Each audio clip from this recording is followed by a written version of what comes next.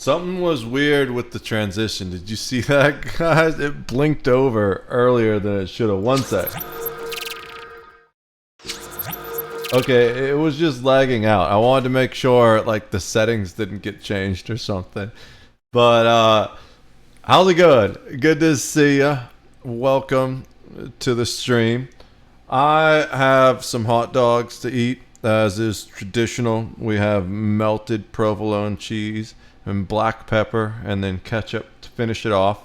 We are going to be watching some videos today and then grinding a little more classic WoW. I've been doing a lot of back-end work. I've got like 4 different projects I'm working on, plus this post-it note that keeps getting longer, and I haven't crossed anything off of it yet. I was working on some stuff on it today, and I just haven't been able to figure it out. Maybe I just need to skip number 1. Number 1 is getting my Stream Deck Mini to work, and it still doesn't. So maybe I'll ask the AI for help tomorrow, see if I can figure out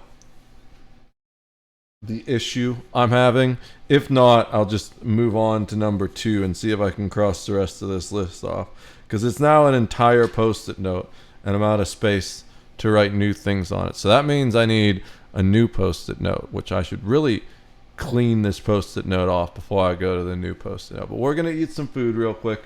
We're gonna watch some videos. There's something new that just came up that I noticed as I was starting stream. That's the second video we'll watch. But the first video I want to watch is... What's up with my fucking transitions? That's not the video. This is the video. This channel is biased, my confession. First of all, everyone is biased. I do want to say that. No matter how unbiased anyone tries to present themselves, they're absolutely biased. If they tell you they're not biased, they're lying, and you shouldn't trust them at all. Everyone has bias. Many people go to great lengths to eliminate the bias in their decision-making process or the way they present information. That's what I do here in all of my channels, but it's just inherent to us, right? We're gonna have bias inherent based off of our life experiences primarily, or the way we were raised, which is arguably a collective life experience. So he's absolutely biased. Now, he's definitely kind of left-leaning. I have another lawyer that I watch who's definitely more right-leaning. I think I saw a video for him on the side. Yeah, right here. Nate the lawyer is more of a right-leaning lawyer. So I love when they make a video on the same topic and I can compare the videos. This one, I don't think there's going to be a Nate the lawyer video because, like, this isn't an active case or anything. This is just addressing some statements, I believe. And my guess, based off of what we're seeing lately, is that people are going to be mad that he's going in about the constitutional crisis that Donald Trump is creating. He's been doing a lot of videos on it. I'll watch them in the morning when I'm drinking my coffee or something. And I went off on one of my own streams about the whole constitutional crisis that Donald Trump is creating. So I absolutely agree with him on that respect, even though I'm far more centered than he is. So I do want to hear what he says about this, because even though he's left, I don't see him as super left. You know, he's left-leaning. But I want to hear this video, and I figured it would be it's short, so it'll be a good discussion video for the stream, probably. Let's see. This channel is biased. It's true. Legal Eagle is completely literally biased. Every But single maybe channel not is in the way biased. that you think. Legal Eagle isn't about Republicans or Democrats, liberals or conservatives. With few exceptions, Legal Eagle Oh. espouses no policy preferences. As a channel, we are agnostic about high taxes or low taxes, huge welfare state or no social safety net, open borders or zero immigration. First and foremost, we're lawyers. We care about good lawyering versus bad lawyering. And we're often asked to advocate to the best of our abilities, specifically about issues that we might disagree with. And our status as lawyers doesn't necessarily mandate that we feel any particular way about any of those policies. I was feeling like he was going too far left for a while, but I regained my faith in the Legal Eagle channel when they called out Biden for pardoning his son and all of his other ridiculous pardons. And I was like, okay, he's definitely left-leaning, but he's a lawyer that I can respect because he still adheres to the law. Even if he might disagree with me politically on some things, he still absolutely does his best to be a zealous advocate, which is a requirement of being a good lawyer. Reasonable minds can and do differ. When it comes to policy preferences, we lawyers can't tell you the answer. I mean, we can. Individually, we have very strong feelings about all of those things, but we don't think that this channel is the right place or the right avenue to espouse our opinions on those topics. But, and this is key, Legal Eagle doesn't pick sides based on party affiliation. We pick sides based on legal principles and reality. And yes, that means sometimes one side looks worse than the other, not because of partisan bias, but because... I need to go get a paper towel. I'm down to one roll of paper towels and it's upstairs.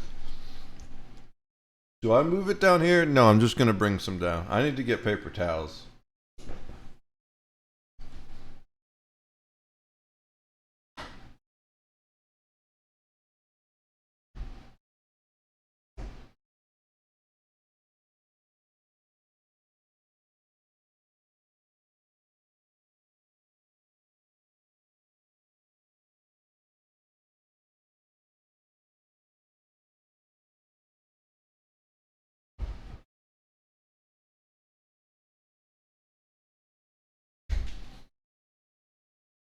I feel dumb as hell because I was at the grocery store today. Went to Aldi's today to get some more stuff. I realized I was out of pepper.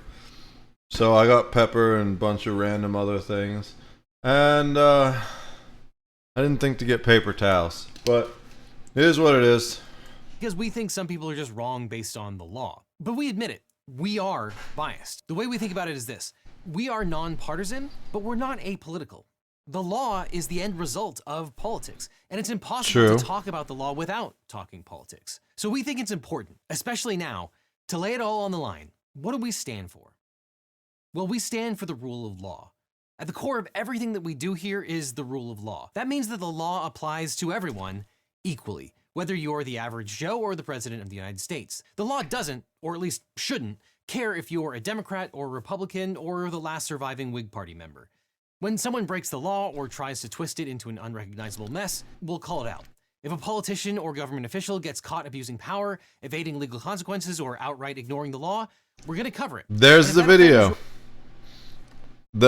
Maybe not that exact one, but no, that is the exactly one. Yeah, the Hunter Biden pardon is an abuse of power. That's the one that brought me back into the fold. I was like, okay. I regained my respect for Legal Eagle. Evading legal consequences or outright ignoring the law, we're going to cover it.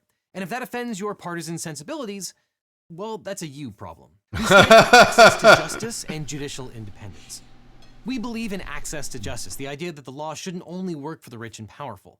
If a system is stacked against everyday people, or if the courts are being manipulated for political purposes, that's a huge problem. We think judges should be neutral arbiters of the law, not political operatives handpicked to rubber stamp an agenda. And if a judge starts acting like a political hack, we're going to talk about that too. We stand for legal education and ethics. This channel at its core is about legal education, helping people understand their rights, how the legal system works, and why bad legal arguments deserve to be obliterated. That means debunking misinformation, breaking down landmark cases, and of course, absolutely roasting. I will say they're definitely quicker to call out the right-leaning judges than they are the left-leaning judges, though. But the fact that they called out the Hunter Biden stuff when lots of other people were trying to hold water for that made me really happy to see that they really do abide by the idea of the rule of law. Roasting terrible legal takes. We also stand firmly for human rights and civil liberties. That includes issues like due process, free speech, and personal freedoms. We believe in freedom of speech in the First Amendment. Roast, steal. Who's steal with the STEAL? Is that like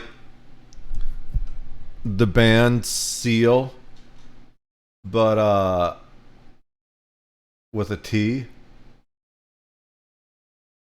How's it going, D-Day?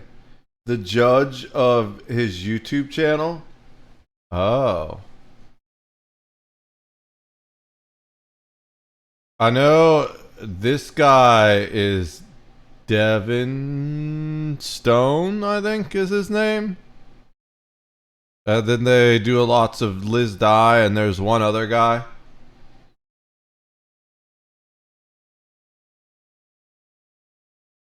Do you mean roast as in like talk shit on? Excuse me.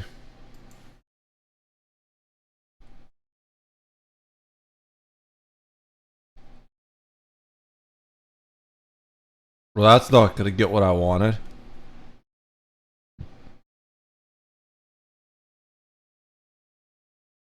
That's his name.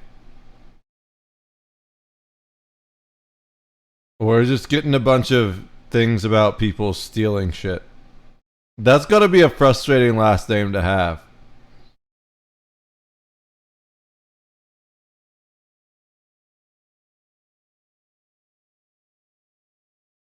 Always tall shit. What the fuck does that even mean, D-Day? From government suppression of speech, not from consequences, criticism, or getting dunked on for a really dumb take. But we also really, really believe the government has no business regulating or punishing speech or belief. And what we stand for also dictates what we stand against. We stand against political corruption and abuse of power. This should be obvious, but corruption is bad. When politicians use their positions for personal gain, break the law with impunity, or turn government institutions into their personal enforcers, that's a problem. Whether it's Bob Menendez or Donald Trump, we're gonna call it out regardless.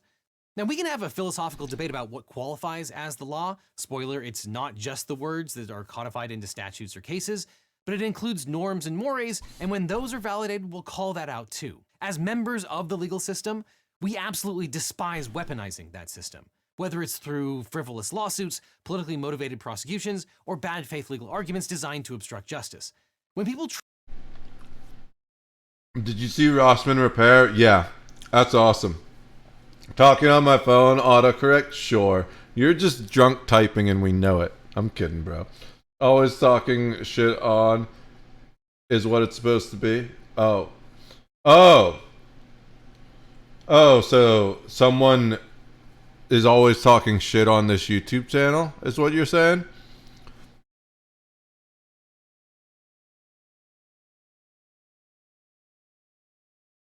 I mean, I don't know when you got here earlier, but there's two. I like this channel a lot. There's two channels that I watch. It's this one and Nate the Lawyer. This is a left-leaning lawyer. Nate is a right-leaning lawyer, and I feel like through both of them, I get pretty balanced perspectives on most legal issues. But yeah, I saw the Rossman repair stuff with BWE. Amazing. Louis Rossman is one of my all-time favorite channels. I love everything he does, pretty much. Drunk with power and rage, it would be me that is talking shit on you, I'm sure. I watch this one a lot too. Yeah, dude, Rossman, like Louis Rossman is, I love his shit. There was a while where he was drinking too much coffee. And because he said one episode that he was talking really fast because he had a cup of coffee, And then, like, for the next 3 episodes, he was going at Phil DeFranco speed. I was like, bro, like, chill out on whatever the fuck it is. I think he was just particularly, like, tight wound for a while. But, no, taking down the BWE stuff is awesome. I'm super happy about that. Try to use the courts as a bludgeon rather than a shield. We think that's an abuse of the legal process, and we stand against it. We stand against lying, ignorance, stupidity, and cringe. Look, we love a good legal But argument, I'm cringe. but what we don't love is lying, ignorance, and stupidity. And there's a big difference between arguing in good faith and just spewing nonsense. We enjoy a hearty debate, but if you're going to debate or argue, do it on the merits. We also think we need to bring back a little shame and a little self-respect. But unfortunately, standing up for the rule of law is not evenly distributed. We believe that... Oh, yeah. I see that right there. Some ordinary gamer. 38 minutes ago. Or at least 38 minutes ago when I opened this tab. all of these things are non-partisan, and if they are partisan, then your party sucks. But to say that both sides do it is as true as it is irrelevant. These ideals are not, at the moment, equally shared. So let's address the elephant in the room. People love to accuse this channel of being biased or anti-Republican because we've been highly critical of Donald Trump. So let me be as clear as possible. We don't dislike Donald Trump because he's a Republican. I don't think people realize that Donald Trump isn't even really a Republican. Lots of hardline Republicans don't like him. They just have to follow his lead because he's currently the head of the Republican Party. We hate President Donald Trump because he is actively dismantling the rule of law. And to the extent the MAGA movement, such as it is against the ideals that we've just described, we are against that movement as well. At the moment, there is a reckoning among commentators who now see the authoritarian and outright fascist tendencies of the current president. They meekly defend themselves by rhetorically wondering, who could have seen it coming? Well, we did. We saw it coming. We saw it in his first term, we saw it before he ran for president, and we definitely saw it in the 4 years after he was voted out of office. Unfortunately, we lawyers were Cassandras. If you know what the law is, it's not hard to see when people aren't following it. And unfortunately right now, many people are gleefully casting the law aside because it's politically expedient. But that is the ultimate in short-term thinking. Which terrifies me. And it's not necessarily because of Donald Trump. Do I think this could cause serious negative effects within his term? Yes, absolutely. But I'm more worried about what's going to happen with the next president. Because the way people act these days, they use someone else's bad behavior to justify their own bad behavior. And every president has been exhibiting more bad behavior than the previous president recently. So, and it all started with Obama. He started this downhill slide, and it's going to be very interesting to see who the next president is and what they do with all this extra presidential power that Trump has been grabbing, because they never let go. The signs were there. All these executive orders that Trump is doing that people are mad about right now, you know who started that? Obama. Broad daylight. Need I remind you that Donald Trump is a felon? Just because he wasn't punished doesn't mean he isn't a criminal. He's an adjudicated criminal and felon for financial crimes, but had the Supreme Court not interfered, he would almost certainly be a felon for state crimes, pressuring state officials to find votes, election crimes, trying to overturn a free and fair election through, among other things, the fake elector scheme, obstruction crimes, obstruction of justice and lying, and national security crimes, stealing classified documents, hiding them, and lying about it. But on top of that, he was found civilly liable for defamation related to his sexual assault of E. Jean Carroll, defrauding the state of New York, and running fraudulent charities. And that doesn't even get into his bankruptcies or other settlements. Donald Trump... No, he didn't. What do you mean? He absolutely did. The whole reason that executive orders have so much power is because Obama started firing them off and expanding what they could do. Obama did nothing. He was the lamest duck was Biden. Biden kind of did nothing.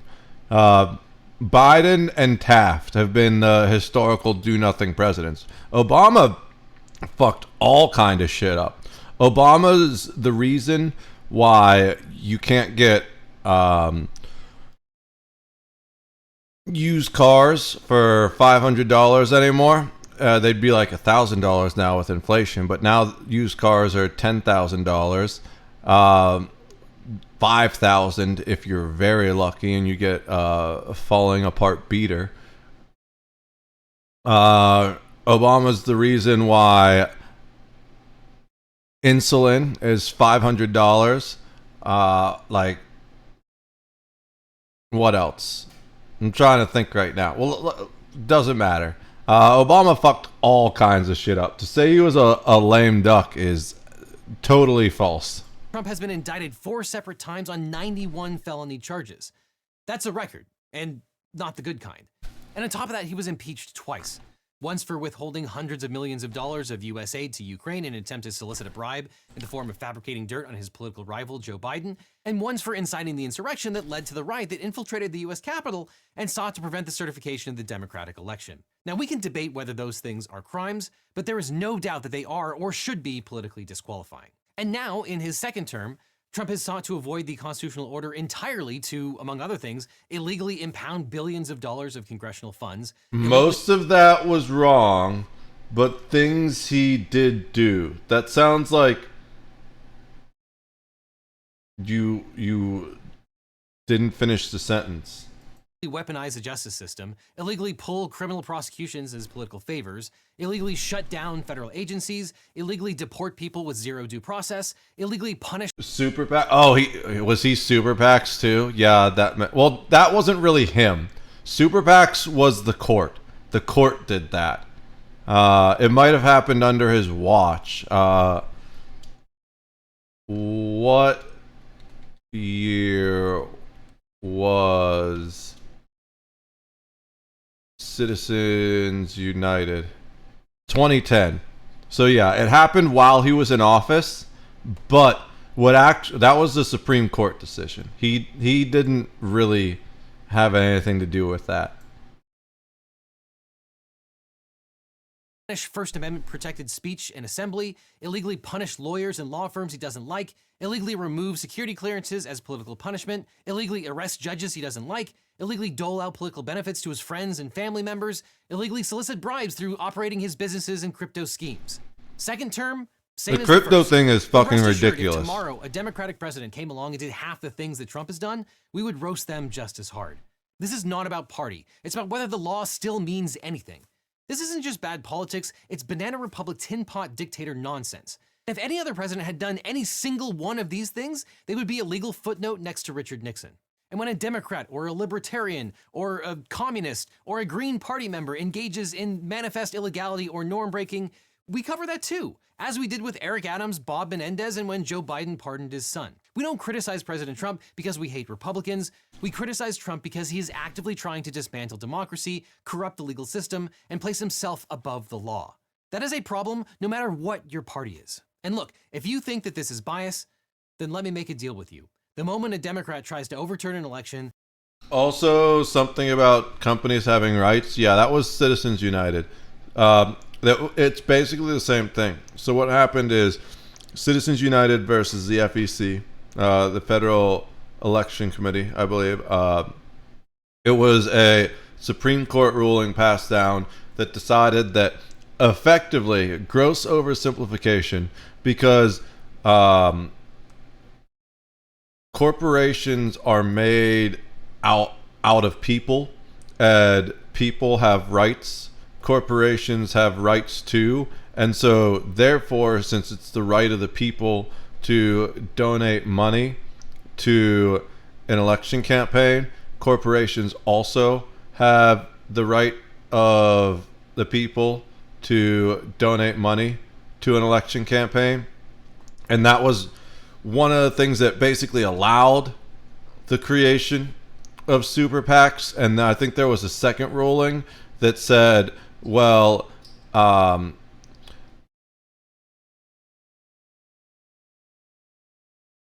there's limits, right? So I think the limit is only $5,000 can be donated to a campaign directly. But the thing that super PACs themselves do is they, independent of the campaign, buy, raise money, raise money and buy advertisements for a candidate without officially being part of the campaign, so they don't have the same spending limits. It's really fucked up. But basically, like, they made it even easier to buy elections. Hoard classified documents, solicit bribes, or pressure the DOJ to arrest political enemies, we'll make an entire video roasting them too. Because this isn't about partisanship, it's about the rule of law. As I've said before, I hear the comments from those of you who wish the channel didn't focus so much on Trump. I hear you, and I agree with you. Yeah, I'm sure he wished he didn't have to focus on Trump either. And analyze completely unprecedented and authoritarian legal moves every single day. But unfortunately, when it comes to understanding the law, media literacy, whether we're talking about traditional media or Joe Bob's freewheeling independent podcast for free thinkers, TM, is abysmal. And we will continue to tirelessly explain both the legal and illegal moves of this increasingly dictatorial president. And we will continue to work to broaden our scope to make sure we don't leave out other legal stories and get back to the fun law splainers and reactions. So is Legal Eagle biased? You're damn right we are. We care deeply about the rule of law and we're not gonna hide it. Being objective doesn't mean both sidesing things. We can't do a story about a Democrat doing something illegal every time Trump does something illegal because there just aren't enough Democrats. The law breaking isn't evenly distributed, and we're not going to tell you a fairy tale that they are. And if that bothers you, maybe it's time to start demanding better from your politicians. Maybe you should be biased too. Thank you for listening. I don't know about that. I think the law breaking is absolutely evenly distributed. It's just no one on the Democratic side is doing it as egregiously as Trump is right now. Let me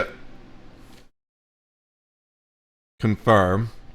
I don't really pay attention to a lot of this stuff. Is she? Yeah, so she's a Democrat. This woman is the guru of insider trading, which is absolutely illegal.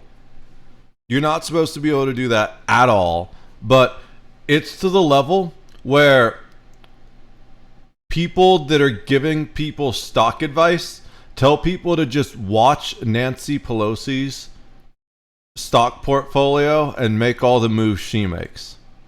Listening to this op-ed, admittedly this video contained more opinion than most of our normal videos. If you'd like to support the mission of this channel to demystify the legal miasma that we live in, one way to do so is by signing up for our homegrown streaming platform and sponsor Nebula. Let's talk about Joe Bob's Free Thinkers, right? Because our videos always go up on Nebula first.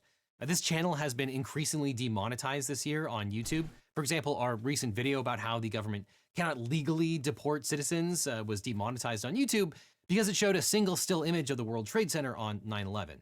It was a mistake and it was eventually taken care of, but we lost a huge amount of revenue because of YouTube's mistake. And people often ask if it helps YouTube is more to cooked watch on YouTube or Nebula, and the answer is emphatically Nebula. The watch time payouts are bigger, and since my creator friends and I created Nebula ourselves, we don't worry about capricious demonetization standards. Which is why we put tons of exclusive content on Nebula. But Nebula's dumb because you need to pay a subscription to even access it. Fuck your paywalled liberal propaganda website. Now, to be fair, there's a paywalled conservative propaganda website too called Pepperbox, but they're both bad. Fuck both of those websites. All right, let's go. I want to see this. I'm probably being clickbaited, but I heard Hasan got stopped at the airport and questioned, but there's no way he actually went to jail, right? I'm sure I'm being clickbaited here. Wait. This just came out 2 hours ago? Asmon just ended Hasan? Oh, I saw this. I didn't click on it, though. I thought it was the same thing. It's right there. Let's watch the actual video, not Tecto watching the video. Oh, you know what I forgot to do?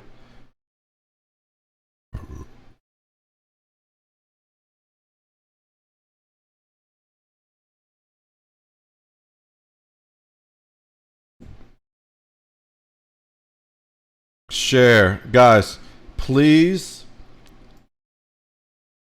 give a like, and if you aren't following already, please follow Legal Eagle. Absolutely great source for getting legal information. But like I said, definitely a little left leaning, so make sure you follow a source for right leaning legal information as well. He did no jail. YouTube is kind of fucky. YouTube's super fucky. I am going to be making my own version of YouTube within the next 5 years or so, I think. It all depends on when I have the money. It's gonna start just me uploading all my videos there too, so I can have uploaded uncensored uploads, and then I'll just tell people if they want to see the full, unedited, uncensored version to go to my website. And then I'll like handpick some creators to join. And then eventually we'll open it to everyone. Nook Snore also talks about it. Yeah, but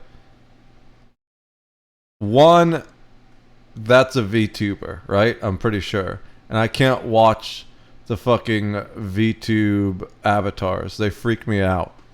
It's just like Uncanny Valley type stuff where I can't do it. I'm a very visual person. So when the avatars are moving in an unnatural way, I'm just like, nah, fuck that shit. But two, my guy's also a creep from what I understand. So I don't want nothing to do with that channel, even if he's not a VTuber. To be honest, it costs a lot of money. Oh, it's super expensive. It's even more expensive to stream. So, because bandwidth is insanely expensive. So, that's why we're starting off with just me.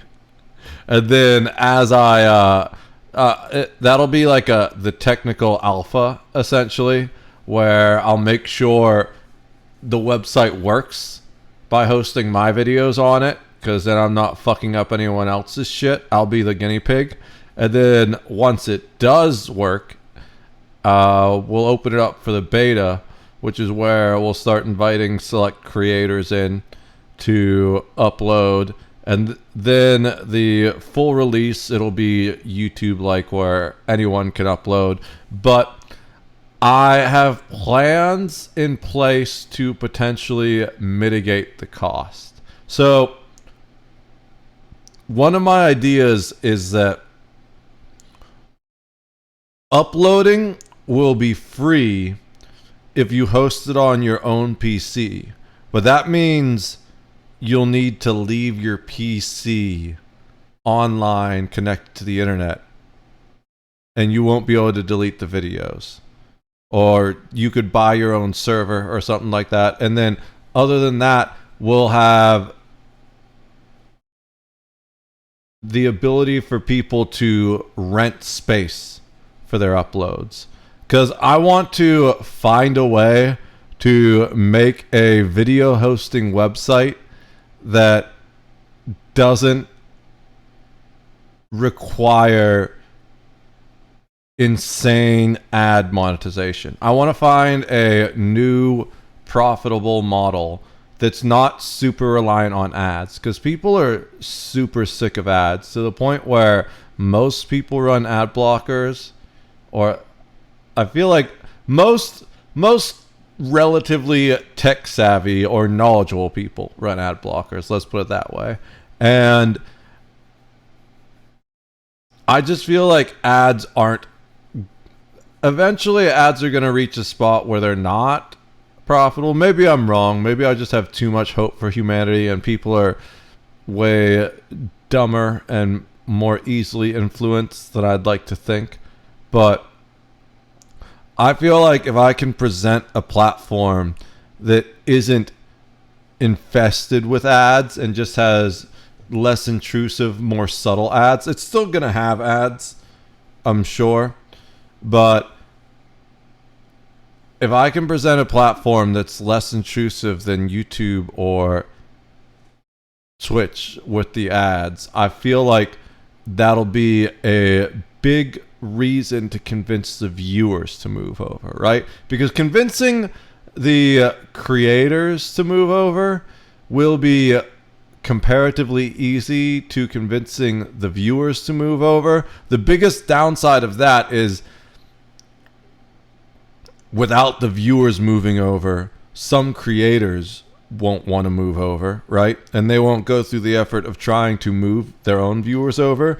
They'll only want to move over once the viewers have moved over. The big problem, though, is getting the viewers to move over, because most people are relatively dumb and are creatures of habit. So it's like, it doesn't matter if it's actually better. They're not going to switch just because they've been using YouTube for so long. So it's going to be weird. It's like de-seeding YouTube would be very, very difficult. It's going to take years of planning. That's why I'm thinking like it's probably going to... I've been planning already for like 3 years, but I haven't really been working on it. It's going to take probably 5 years, 3 years minimum of actually working on it to bring it to fruition. And I don't expect to start working on it for like 2 years. I've got other things I need to work on first.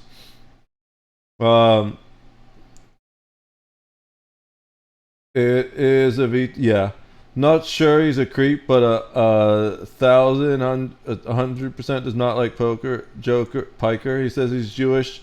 Let's be honest, what would replace ads? So subscriptions, and so the thing is, I don't want it. I don't think people realize, like,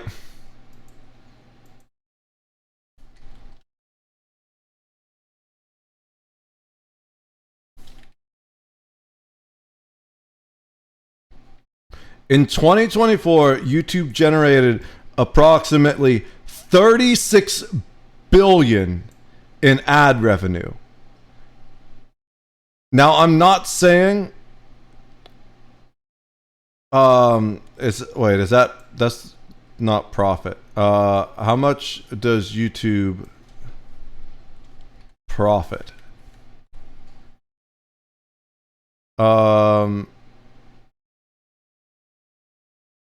Is that the number? There we go. What is YouTube's actual gross profit?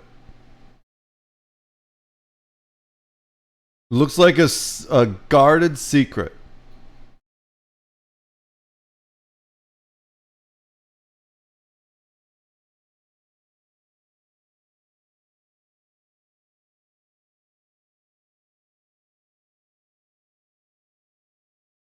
But here's the thing.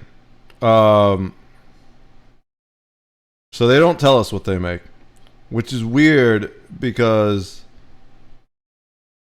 they're a publicly traded company.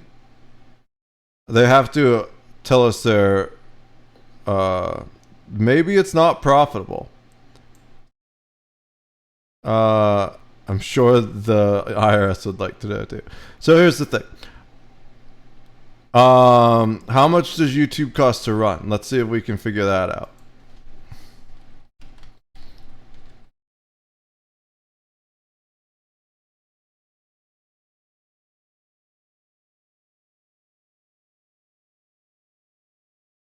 $3 billion. Okay. So just going off those ballparks, if YouTube costs $3 billion to run and it has a revenue of $36 billion, that means it's making approximately $33 billion in profit.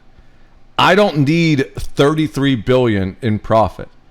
I really just want the website to break even.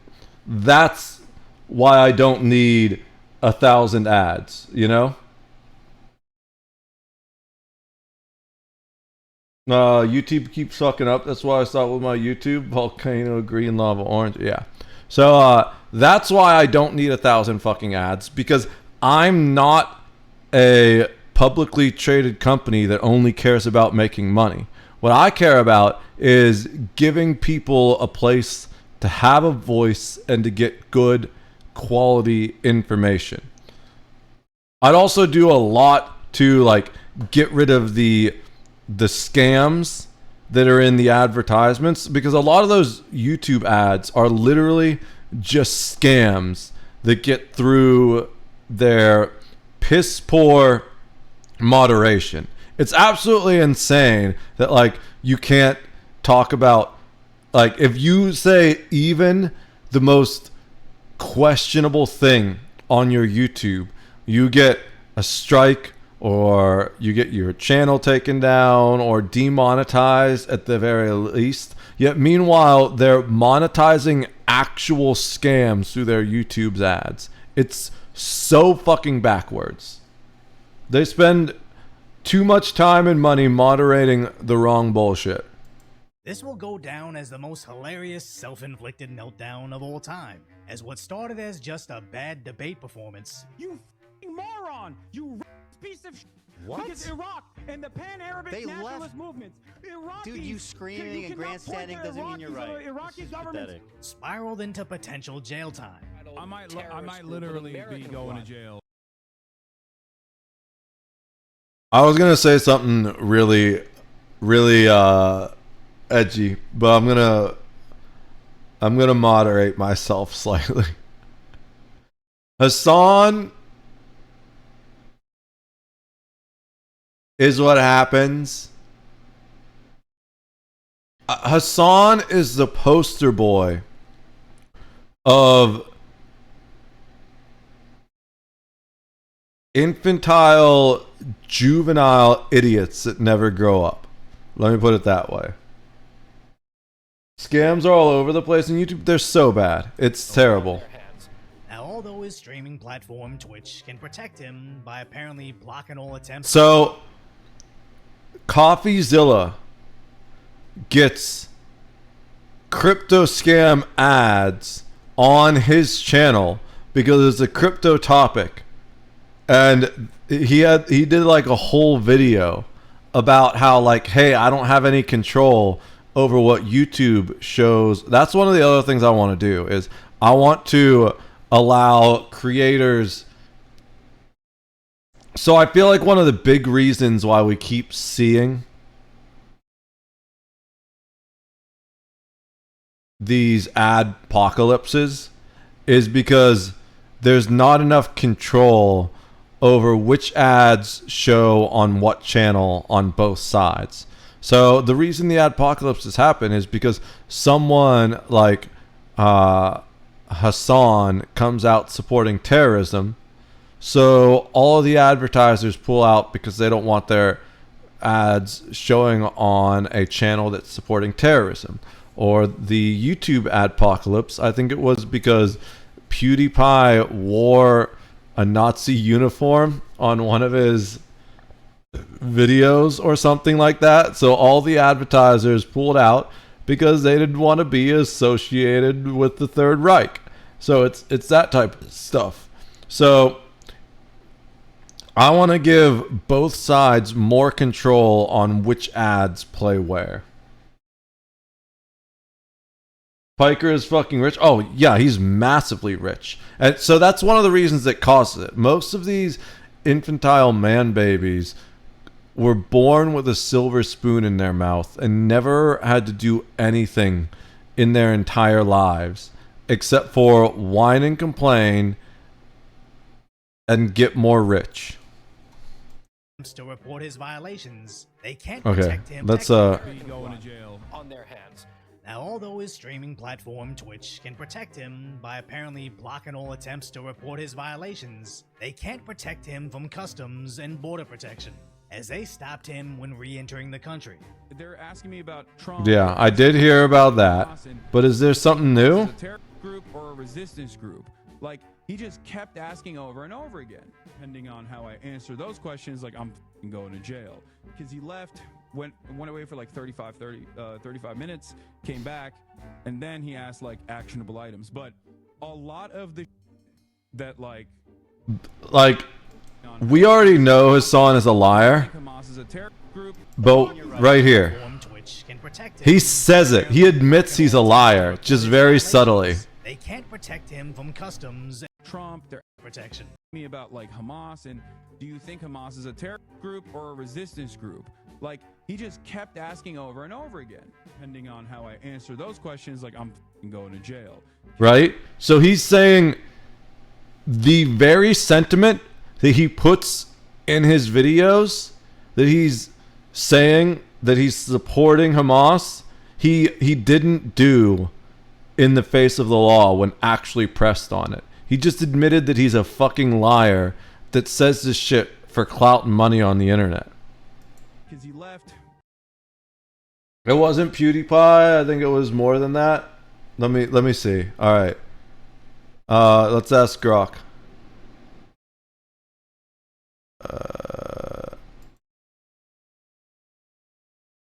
What? I'm typing like D-Day. What caused the YouTube ad? How do you spell adpocalypse? Close enough. The YouTube apocalypse was a series of events starting in 2017 where advertisers pulled their PewDiePie controversy right at the top of the list. It absolutely was PewDiePie. Posted videos containing anti-Semitic jokes, which gained attention from outlets, the Wall Street Journal. This led to Dizzy and Maker Studios cutting ties with him, and advertisers began questioning ad placements on YouTube.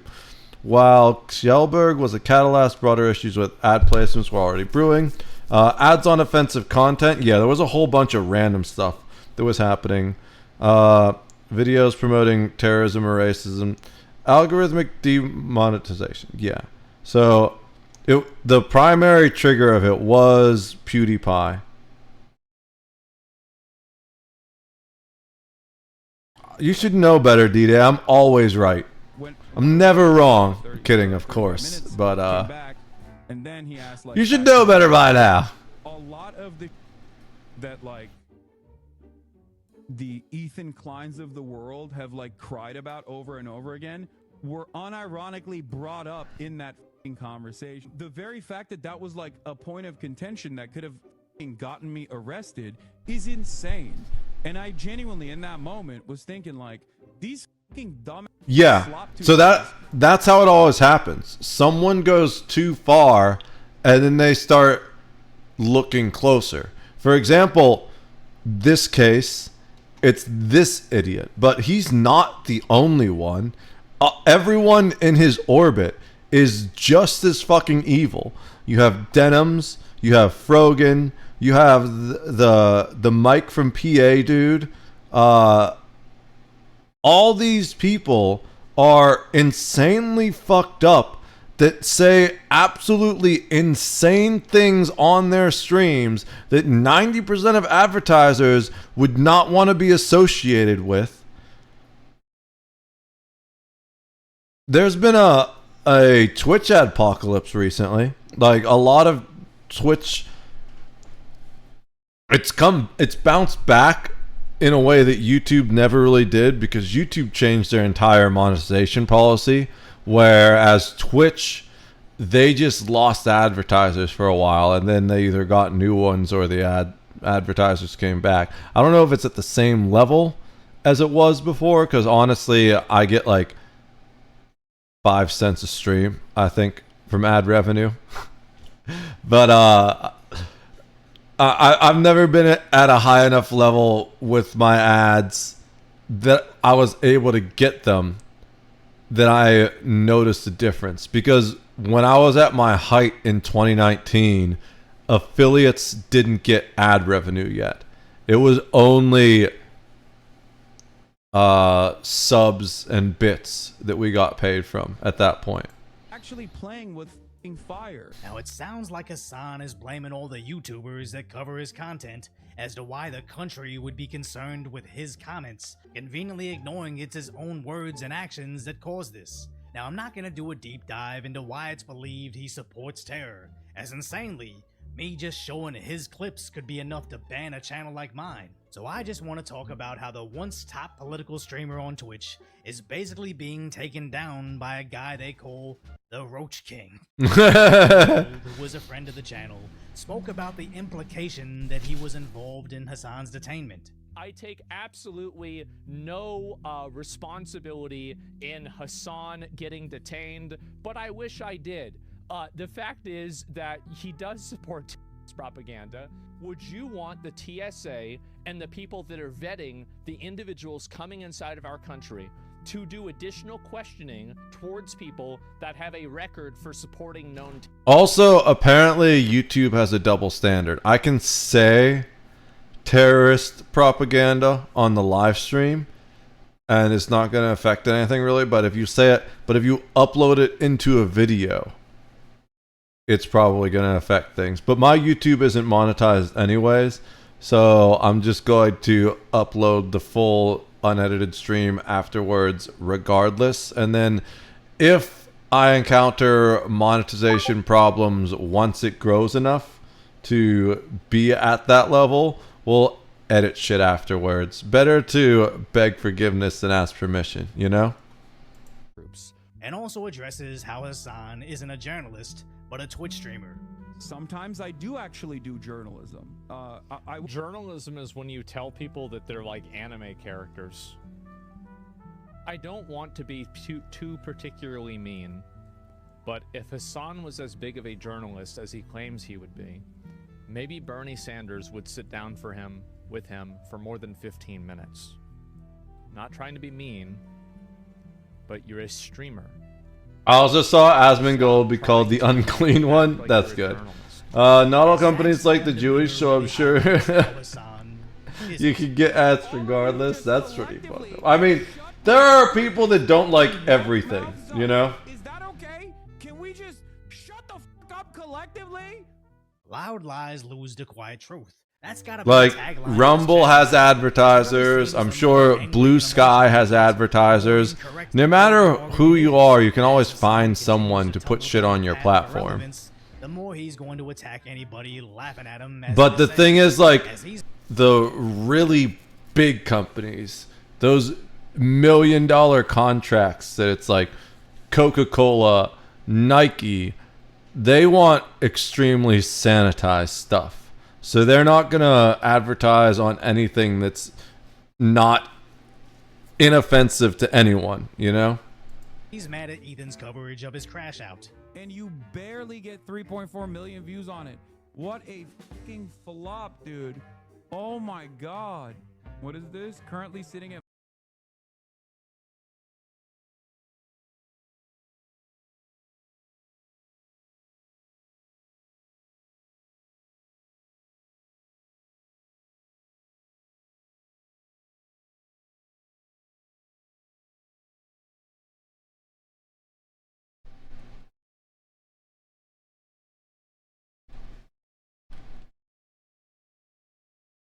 One sec. I need to send a message.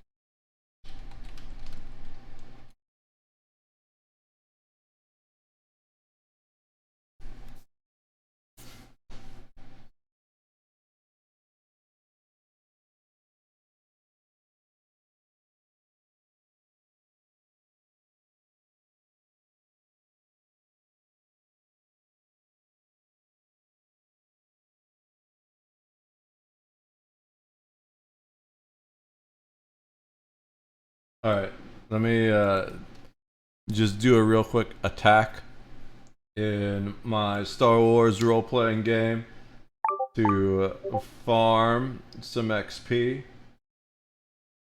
Then we're going to repair that droid we attacked to farm more XP, and we're good to go. At minus 50,000. Oof. Oof. Saying barely 3.4 million views just says you were going to criticize his view count before you saw his view count, as it basically picks up right off when he left YouTube in terms of views. And the whole losing 50,000 subscribers isn't necessarily a bad thing after a hiatus when you have over 5 million. It just shows his fundamental misunderstanding of how YouTube works. And to briefly break it down, you don't want to have subscribers that don't want to watch your videos, because whenever someone sees you in their feed and doesn't want to watch you, it just tells the Google algorithm that this is a video that nobody likes. So yeah. So there's two things. It's like, one, it does that. It's like a negative for the Google algorithm. But the other thing it does is people see your channel. Like the example that Asmon Gold was using the other day.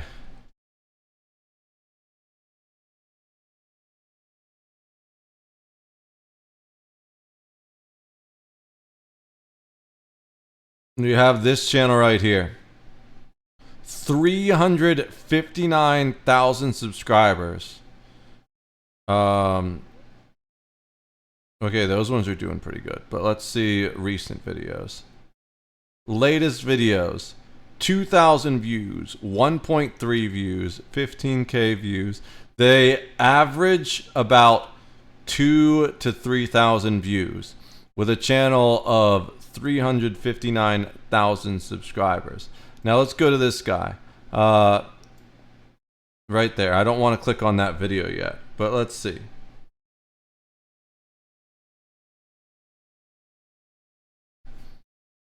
I want to go directly to his channel. This guy has 82,000 subscribers, so approximately 1/3, a little less than 1/3. And let's do the same thing. Let's look at his recent videos. 3,000, 4,000, 2,000, 3,000. He's slightly higher on average. So you have this guy who has 1/3, less than 1/3 of the subscribers, but is getting slightly more views on average. So that's like a sign of a dead channel, you know? And you don't want to get a reputation as a dead channel, because then not only does the algorithms keep fucking you over, but also you get fucked over in people's mind where people are just like, oh yeah, they fell off, and then no one wants to watch it anymore.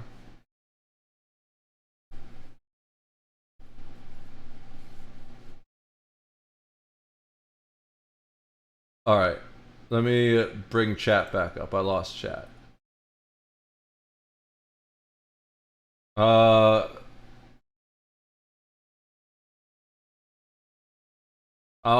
Nuxnor called him that? I don't care. So allowed to be flawed. I bet you that Nuxnor either is a hypochondriac or is just as dirty as Asmon Gold, if not more. Sometimes shedding subscribers can be a positive, especially when pivoting content style. But again, Hasan wasn't making fun of... I think the gaming crash is coming, by the way. I can feel it. What do you mean specifically by the gaming crash? Extrapolate. His own insecurities, as he's currently losing viewership to Asmon Gold. YouTube 12 hours, yeah. 980,000 views. Yeah, Trump finally answers the big question. 992,000 views. This is just his clip channel. He used to be the #1 political streamer on Twitch, but he's not anymore. You know who is now? This guy. Right there. That has to burn his sphincter so much. Let me show you his other channel, his YouTube channel. My honest reaction to Content Cop. About this Content Cop. He can't stop talking about me. Asmongold is officially North America's most watched streamer so far in 2025. He currently has more hours watched than Kai Cenat and iShowSpeed. To which Asmon turned into Get more owned. content. Let me show you his other channel. He's saying my channel's doing really well. Yeah, thanks, man. Future fans. I mean, that's +2, right? Peaceful protest got so much worse. 22,000. I think it's funny. 22 hours ago. There it is. I think this is My hilarious. favorite part about this is he's trying to make me out like I'm this awful guy. They think that is funny. Yeah, there it is. I mean, honestly, I'm glad. Because, like, you know, for a long time, you know, Hasan would bring guests over and show them terrorist propaganda. Right. I'm seeing just guns and shit. I'd say this is definitely an upgrade. And now I'm I'd just complaining about my YouTube channel. I'd I actually think this is a 100% pretty big improvement. rather have him crashing out over Asmongold than promoting also terrorism. reacts to getting 8 times the views. I find it hilarious that this angers Hasan so much, as that's just the online content game. Hasan reacts to Fox News the same way Zach reacts to you, and if you don't like what he has to say, don't watch it. And if you're jealous of his success, just use it as motivation to elevate yourself, as spreading lies about him to your audience does nothing. India had Gandhi. It's the country of peace and harmony. Asmongold had a fairly balanced take. Dude, Asmongold would literally laugh at you being ethnically if you're Indian, okay? I don't understand inferior. What the how this guy still has a channel. Great people. I'd love to go to India. I think their culture is great. I wouldn't necessarily eat some of the street food there, but I have a tremendous respect for them, and I think that it's totally unfair the amount of negative sentiment and negative criticism they get here in America because of call centers over there. I think it's total bullshit. And I was one of the only people that has actively defended Indians from the, you know, zeitgeist of Indian, Something kin to the crash 1983. I don't think games are necessarily going to crash. It's just that the landscape's changing. So we're going to see the AAA sphere shrink. And it's going to be like literally just GTA, Call of Duty. EA's got their sports games, so they'll stick around. Ubisoft is probably cooked. But it's going to be like 3 companies that have AAA. And there'll be a crash in that area. And then, of course, Nintendo's off in their own little area. They have their own little niche that's separate from all the other stuff. But what we're going to see is a lot more indie games and AA games, they call them. So like Helldivers 2, that was technically a AA game, I believe. Where it's not a full like size AAA type thing. But it's still much more than an indie game. So we're going to see a lot more of that type of stuff. Games price be up, but game quality is getting lower. But that's not entirely true. Who has a channel? I think Asmongold is okay in my book. Yeah, I'm relatively chill with Asmongold. I dislike some of the things. He doesn't know anything about the law or the Constitution. So when he talks about some of the stuff Trump's doing, he's kind of propagating misinformation, which pisses me off a little bit. But other than that, I'm generally a fan of him. I liked him a lot more until he became like a big pro-Trumper. But I feel like part of the reason why he's a big pro-Trumper is because of Hasan and Hasan's community and people like Hasan, you know? That's how radicalization happens. Radicalization happens one of 2 ways. The first way, and the way we used to see more of, but it's happening less now, primarily because of the internet, is that people were raised or worked or just existed in relatively cloistered areas where they weren't exposed to a lot of different viewpoints. So they would just grow up their entire life being taught that black people were bad or something like that, you know, or that Indians were smelly, and they just believed it because they'd never actually met an Indian and like spent time with them to realize that it wasn't true. So that's the first way radicalization happens. It's just through indoctrination, so to speak. The other way that radicalization happens is through people with an opposing viewpoint bringing out the torches and pitchforks. And then the person that is being assaulted that way feels the need to defend themselves. And so they may start to toe the line a little bit, but then when they start defending themselves and toe the line, people that are opposed to the guys with the torches and pitchforks show up with their own torches and pitchforks, and suddenly that person that was being assaulted doesn't feel alone, and it's like brigading almost, I think what they call it, but it's kind of reverse brigading, because brigading is when a streamer sends someone into their chat into bother another streamer. But the opposite kind of has the effect here.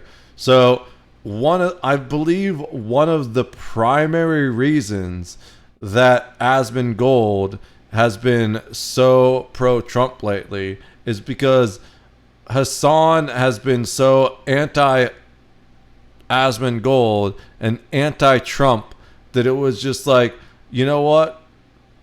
Whatever. Fuck it. Type thing. Also, Hasan is a fucking idiot. But Asmon Gold's kind of dumb too, right? He is very clever. He's a great businessman. He knows how to weasel his way through just about anything.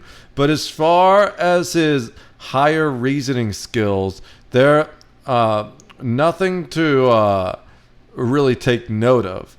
And that can be seen if you go and watch, like, he's got literal caveman brain all the time. So, Asmon Gold, Pink Sparkles, dresser, I think it is, he was making. This thing, this video. We were talking about this the other day. Like, just watch this. Just get some paint and paint. Mission. Wait, is this still autofocusing? No memes. This is actual caveman brain shit. It's kinda weird. Okay, let me Very true. yeah. It's done, right? Bob the Builder. Did something look a little off to you? Is it done? Wait, there's something more, isn't it?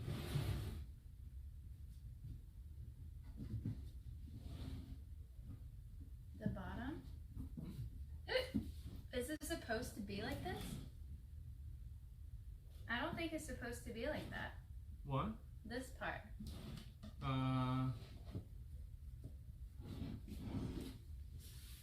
He put the You black put it part the wrong way, you dumbass. in the wrong way. And look at his reaction. He can't even fathom it for a minute. You fucking dumbass. Oh, how can you go so... But here's the thing. Compared to the vast majority of modern society, he's still decently smart. He's still in the top 50% of intelligence out there. Maybe even in the top 70% of intelligence. Top 30%. Sorry, that was backwards. Maybe even in the top 30% of intelligence is out there. It's just, he's got, a very large platform. And you know what the thing he has that most people don't have? he's got common sense, which it's ironic that they call it common sense because it's definitely not common anymore. And there's another thing he has that a lot of people don't have is he's got self-awareness and the ability to separate his feelings from the situation most of the time. So those three things, being slightly smarter than average, having good sense, we'll call it, because it's not common anymore, and being able to separate his feelings and his personal beliefs from reality make him pretty damn smart by today's standards, even though his logical processing centers aren't exactly up to par. EA has no business in sticking around. I'm sure they sold the hardware, but they need to sell them $80 games. So EA has a monopoly over the sports games, pretty much. Is FIFA EA? Who makes FIFA video game? Yep, EA. It's all EA makes all those. Also, EA does Star Wars right now. I don't know if they still do, but EA's done the last several Star Wars, and they have Star Wars The Republic, Star Wars Old Republic Online, or whatever it's called. That's a big money maker for them, I'm sure. Indian rhetoric. Which just goes to show how, again, whether it's view counts or views towards specific people, I don't think Hasan actually has anything to stand on. He just wants to label anybody that endangers his relevance as evil people do not listen to, as even at his in-person appearance, he's still talking about Asmon. At first I wanted people to talk about politics because I thought like there were a lot of progressive people out there. And then Asmongold became the largest political content creator on the platform, and some people know who that is, but he's a right-wing commentator now, the biggest right-wing commentator in North America, actually. And now I'm like, maybe don't talk about politics. It's better if they... Here's the thing. So, two big things. First of all, I wouldn't even say Asmongold is really a right-wing commentator. He just happens to be pretty right-leaning right now, and like I said earlier, I feel part of that is Hasan's fault. Because if you look historically, he's been pretty center on a lot of things. Definitely more right than I am, I'd say. But I wouldn't call him a right-wing commentator. He's no Nick Fuentes. He's no whatchamacallit, the guy that does the daily whatever the fuck it's called. Ben, I don't know their name. He's no Brett Cooper. We'll do the female version of him. He's more like a Joe Rogan type character, you know, where he's just sort of in the middle. And here's the thing. American politics are all a lie, because I don't know if these exact numbers are still true, but when I was doing poli-sci in college, it's probably different now because of the polarization and radicalization had happened. But when you take a poll of the United States politically, again, this was back in like 2011, 2012 type time, the vast majority of Americans do not agree with either the Republican or the Democratic Party. They're just so dumb and so well programmed that they vote for them anyways. Half the time they don't even know what the party ideals are. They're just told to vote that way, so they do. They stay apolitical. I really wonder if Hasan regrets switching from his original bro persona to this holier-than-thou leftist activist that's always one misstep away from being cannibalized by his own. Oh, I guess the other thing I wanted to say is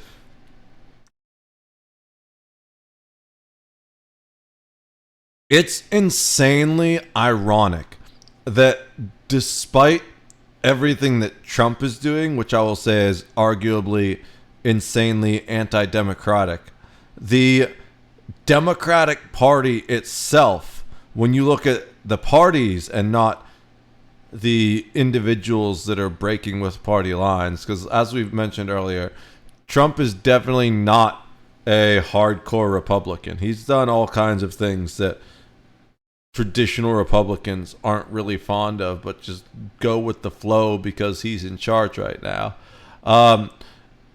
When you look at their actual party platforms, the Democratic Party is anti-democratic in that they're opposed to free speech. They're opposed to all these other things that are part of a democracy. It's just absolutely insane. And this is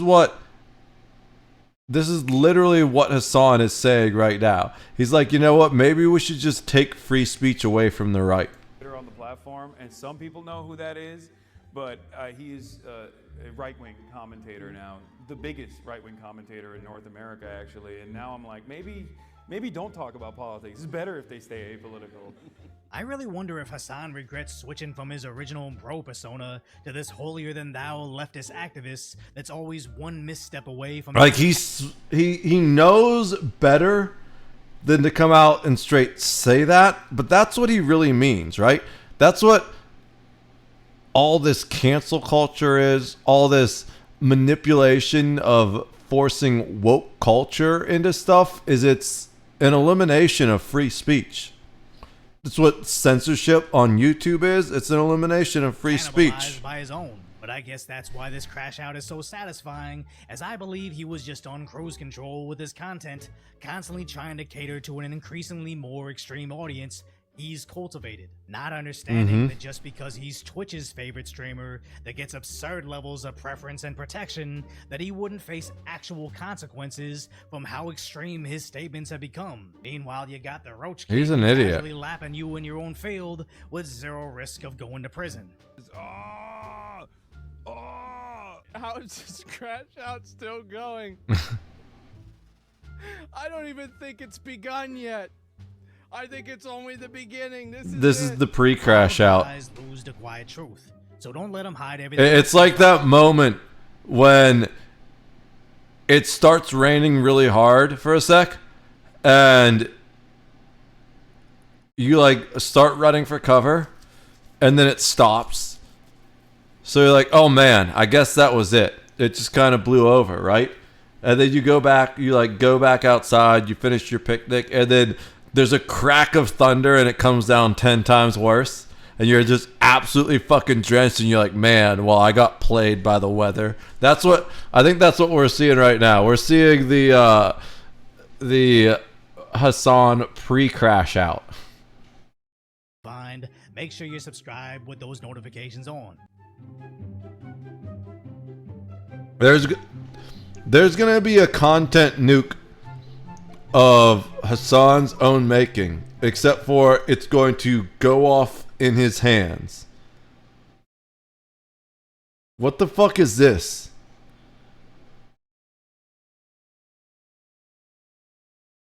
I remember that guy. He's the guy that got into the...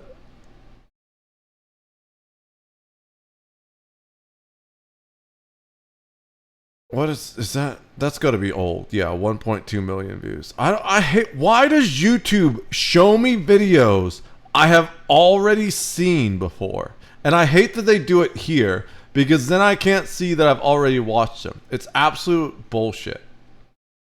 Alright.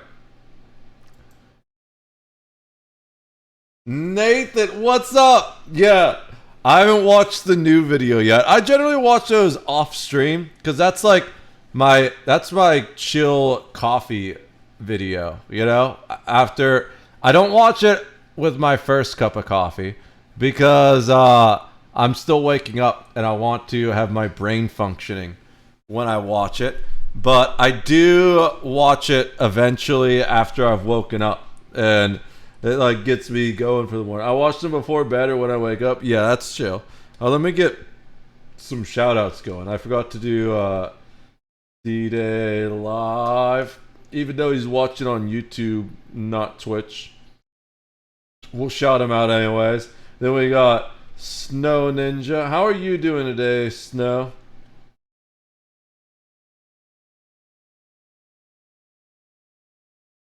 Guys, please follow these content creators. I wasn't. D-Day is so bald you could blind an elephant if you shine a flashlight at his head. And Snow Ninja is really chill, awesome, plays a lot of the Death Note game. What's it called? Is it that? Yeah, Death Note, Killer Within, just variety game and stuff like that.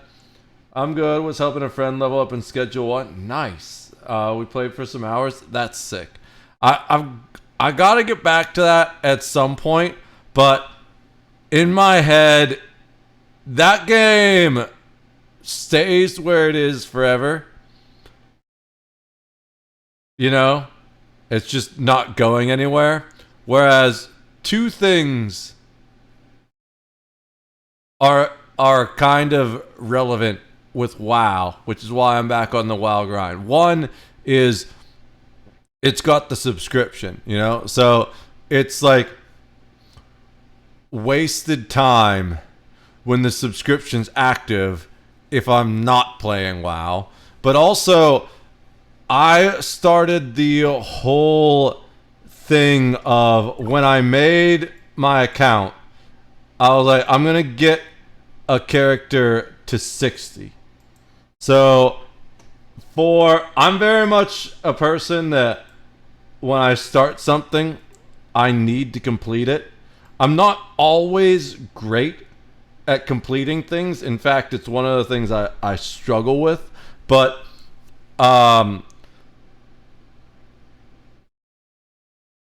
because I need to complete things and sometimes I don't, that's one of the things that causes me a lot of stress in my life. I'll be like, wait a minute, I started that and I never finished it. And then I have like 30 things like that buzzing around in my head.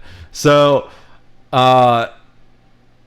that's why a lot of my gaming recently has been going back and finishing old goals. So one of the first things I did when I started streaming again here, I don't know who all was here for that or if anyone remembers, but I got the Grandmaster Crafter achievement on my crafter in Elder Scrolls Online.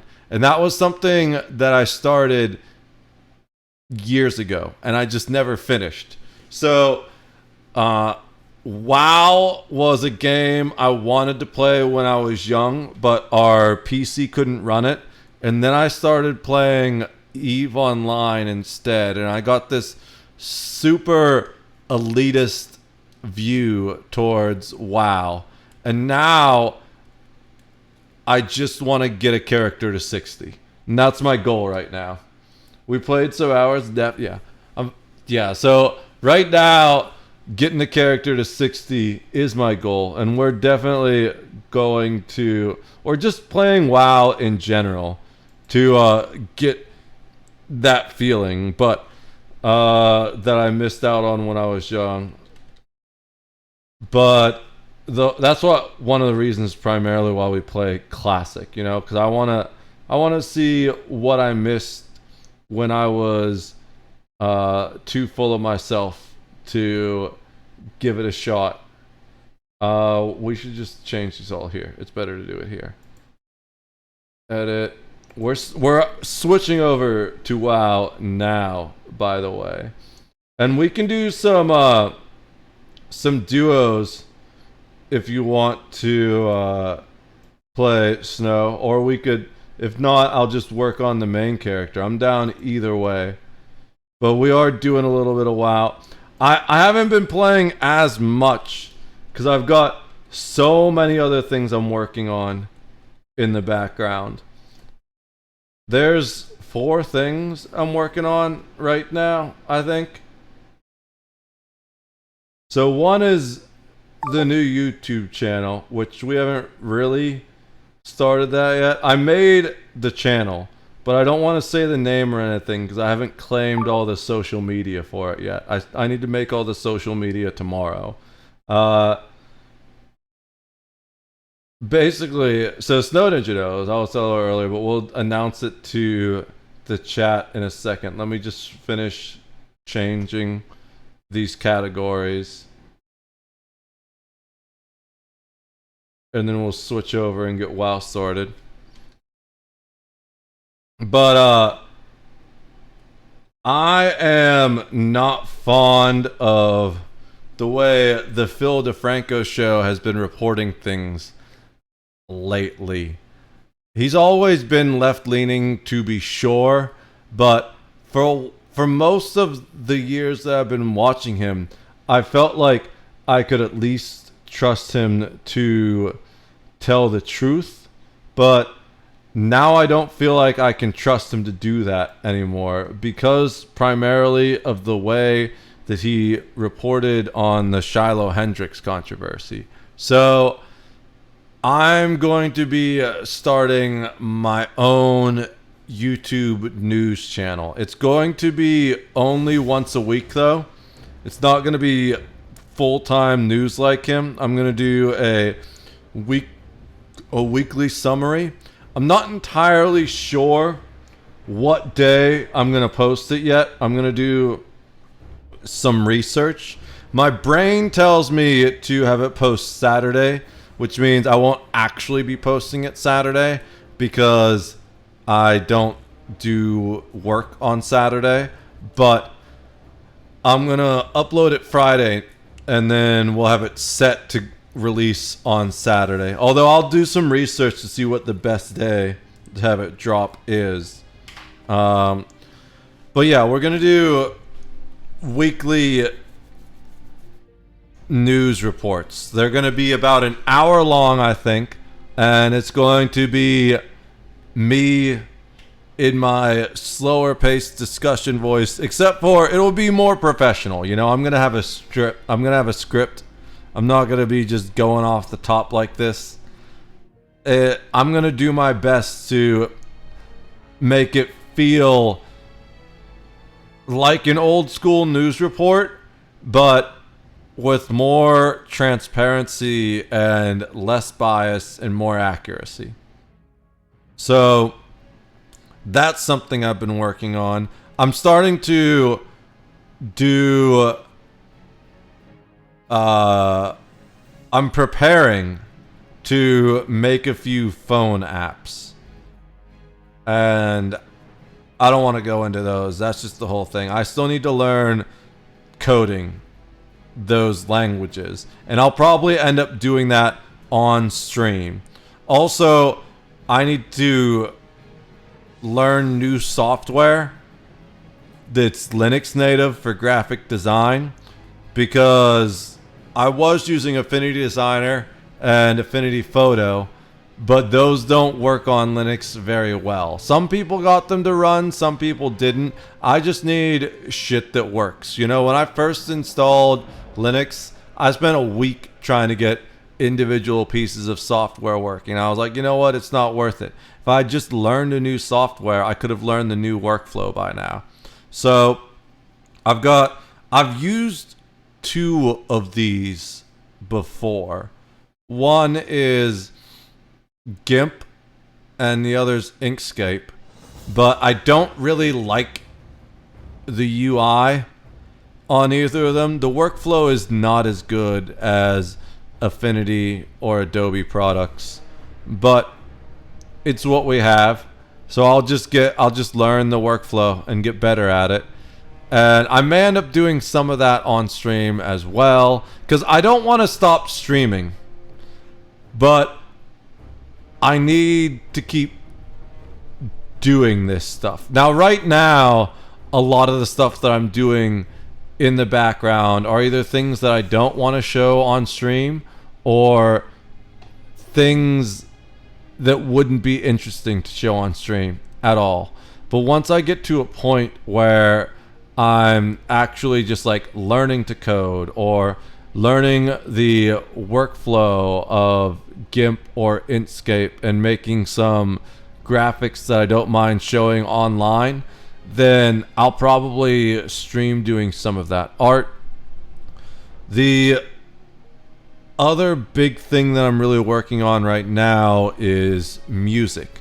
It's been a long time since I was singing consistently because of the move, and before that the depression, and then after the move we had all the renovations I was doing here. So right now my main thing is just trying to get my stamina and control back. I don't even record my practice sessions anymore because I just know they're all gonna sound terrible. They do sound terrible when I practice. It sounds so bad that I can hear how bad it is without even needing to listen to the recording back. So I still have things that I can hear that I need to fix just by doing it live, right? Once I get to a point where I need to listen to the recordings back to see what the next thing I need to fix is, then we might do more music on stream. I do want to start playing guitar again. I gotta get a guitar in here. One of the things we're planning on doing for the next stream, now that I got the light up, even though the damn light doesn't stay on, it just goes off after like 5 minutes. I don't know what the point of getting the light on was if it just goes off constantly. But now that I got the light up and got that disaster cleaned up, we're going to move a bookshelf that my dad gave me over here behind in like this area right here. I kind of want to leave that box where it is because that's the cat box and the kitty will sit in there. And I want the kitty to be on cam sometimes. I guess maybe we move him all the way towards the door, but then he's kind of far away from me, and I know he doesn't want that. So the big thing he does is he likes sitting under the chair. Half the reason I brought the cat box over is because I don't want him sitting under the chair, because then I don't know he's under there, and I go to roll the chair and I roll it into him and he gets all upset. But yeah. So the other thing I want to do is start playing guitar again. And I basically got to relearn guitar from scratch at this point because it's been so long since I've played. But we're going to do that a bit too. So I'll still probably usually end the night with a little bit of gaming.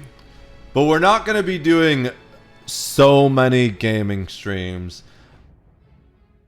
However, we're going to be doing a lot of gaming still until I finish at least getting a character to 60. Because I want to complete it, you know? I set out on a journey and I need to complete that journey. And I've got a lot of back-end work to do before I'm ready to do the other types of content anyways. So we're gonna do some WoW.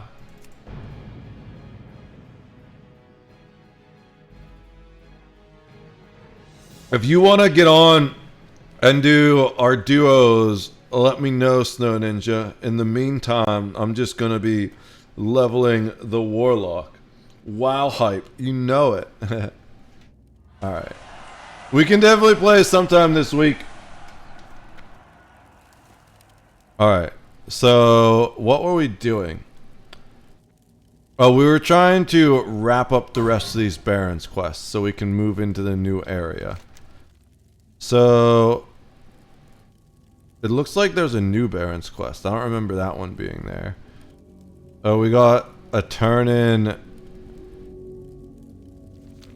at... I feel like there's something I should be doing, or should do before I leave.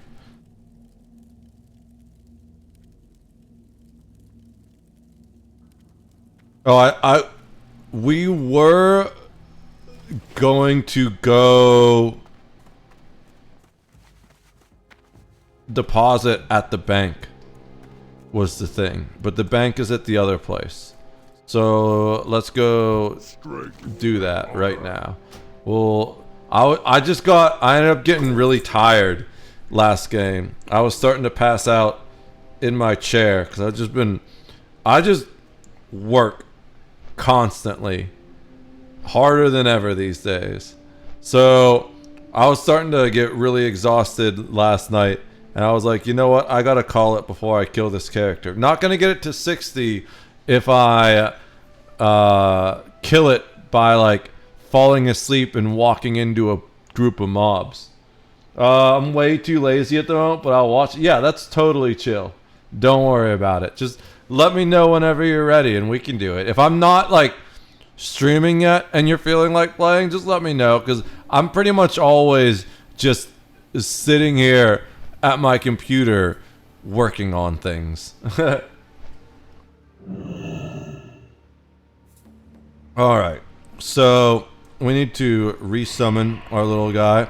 We're so over leveled for the area that we can't use our other summons right now because we need soul shards to use those summons, but you can only get soul shards from killing units that you gain XP from. Hey, how you doing? So we're kinda screwed in that regard.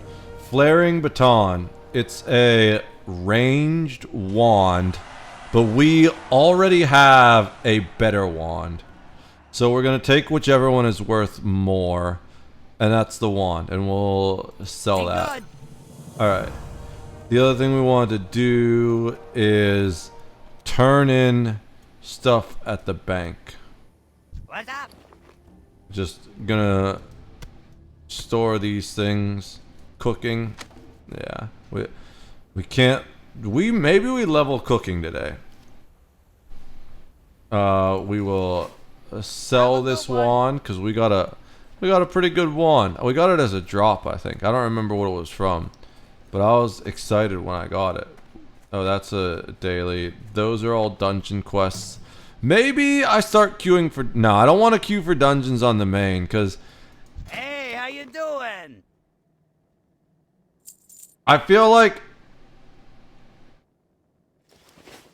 I don't want to queue for dungeons on any of the characters I have right now, because each one of them is focused on a specific profession, right? And is there a flight master down there? Okay, there is. So I guess we fly down there, because I don't see... Oh, there's a quest over here. Oh, but that's high level. That's 27. We're only 24. Yeah, well, we don't want to die to that. So we'll come back and do that once we're 27. Or oftentimes you can do it when you're like 1 or 2 levels below it, but I don't want to risk that right now. Now, some of them are deceptive, and you got to be like 5 levels over it before you don't die. But let's head down south, because that's where the remaining of our quests are here. That's another thing I need to do. All right, well, we're going to start the new post-it. I have this never-ending post-it note, and it's full. So we're going to start a new to-do list. Is finish merch store. I need to organize it better, because right now you open that and it's just all on one page and it's choice paralysis. So I need to make multiple pages for different types of merch. Also, I need to make better merch. I have independent merch lines that I have. I have 2 separate merch lines. One is going to be just plainly offensive stuff. The other is going to be like offensive philosophy things. I've got some good ideas for t-shirts that I've written down. I just haven't had the time to make them. So, of course, I got to learn the new 2D editing stuff before I do that anyways. It's all part of the process.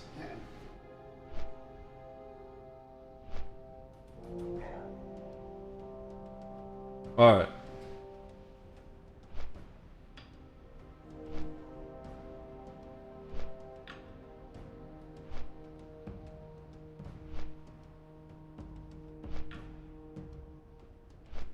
Damn, it takes longer to fly to this southern place than I thought. We gotta be almost there now.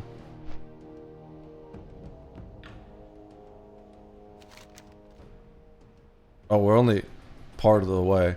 Cause I guess it's in a line, so we had to fly up to there first, and then down here, I think is what happened. It won't let us just go like that. And it doesn't even let us go like that. For some reason, it takes us all the way over here. It's like, let's go for a tour of the mountains.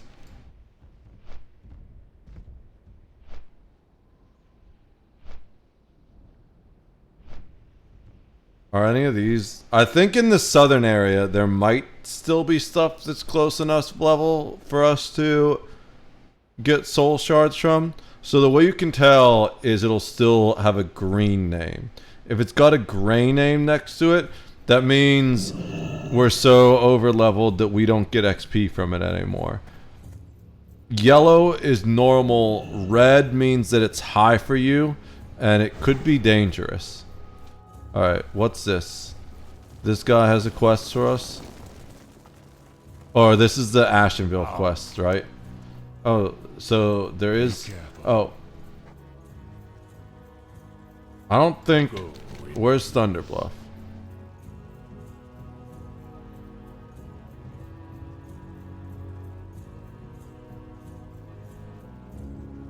Okay, we do have stuff in this next area.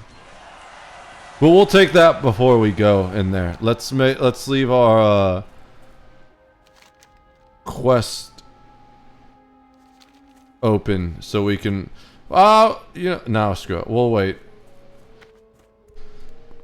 We want to make sure we have space in case there's other quests here. I doubt we'll run out of space at this point, but we did run out of space earlier. So we're just taking precautions.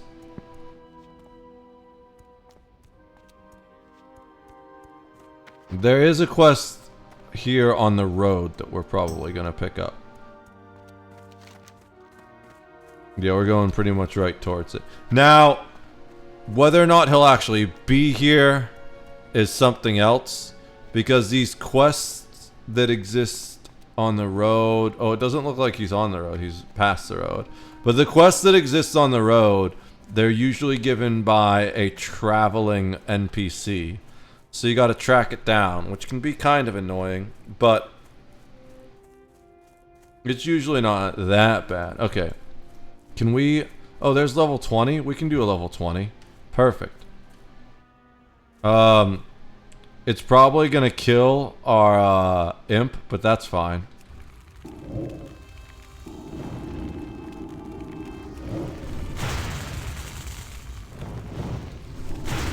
Oh no, we're just gonna take all the damage to ourselves. Oh shit, I cast the wrong spell. Damn it. That's fine.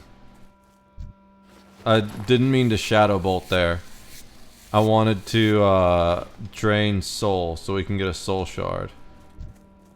Cool, we can. It'll work on this too.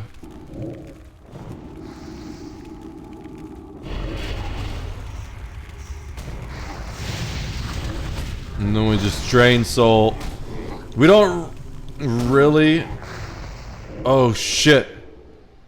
Since we had aggro, it canceled drain soul before it died. Because when you are channeling a spell, if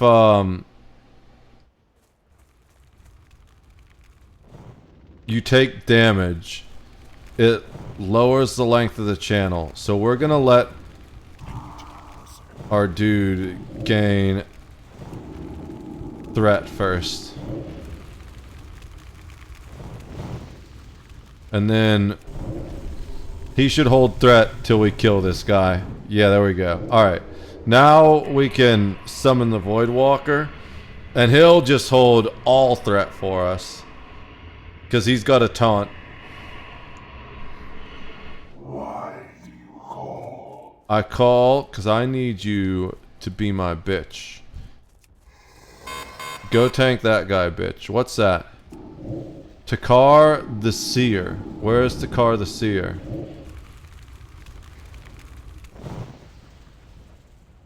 I don't see Takar the Seer. Oh, I see him. He's there on the quest. He's 45? Why is he level 45? How am I supposed to get that quest if the dude's level 45?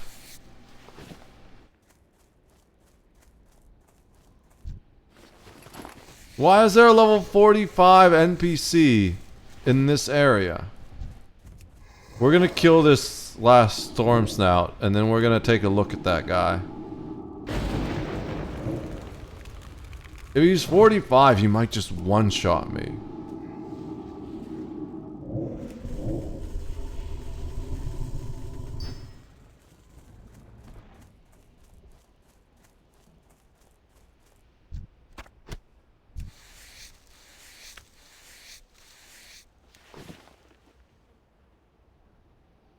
It just has a bunch of question marks, and it says average victim level 27, which means people up to level 30 die from him.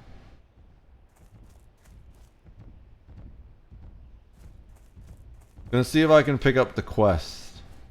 This is such a terrible idea, but it's good content. Alright.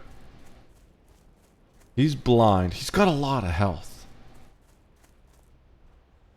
He's blind. He's not gonna see us, right, chat?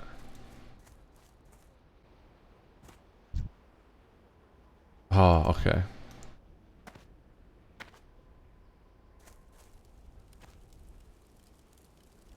Greetings.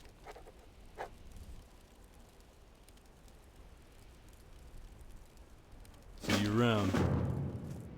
Okay. I guess... I don't know. I don't know what's happening there, but we managed to pick up the quest without dying, so I'm happy about that.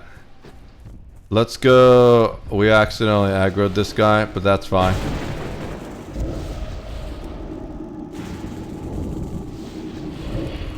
Yeah, we're alive. We can Shadow Bolt this guy once. I want some more souls. Surrender your soul. I was not... Damn it. I didn't ever use my... I was wondering why he was taking so little damage. Just because I didn't tell my pet to attack. Whatever. So let's go this way. We're looking for... Where do we even go for these quests? So this guy... Aeon... so this is one of the ones that I don't think we want to do, actually. Because, that's a whole pack. It's a pack of like 3 dudes on mounts. And I think they're all level 25. So it just says 1. It's like a level 25 quest, but I'm sure you gotta be higher. Because we're just gonna get our cheeks clapped if we try and do that. It looks like some of the stuff we have is down south here. So maybe we do this before we go to the other area.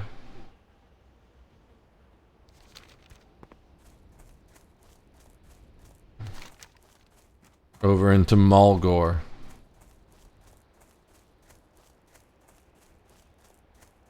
Now, of course, we could look up an efficient leveling guide, but that's not any fun. I want to experience the game.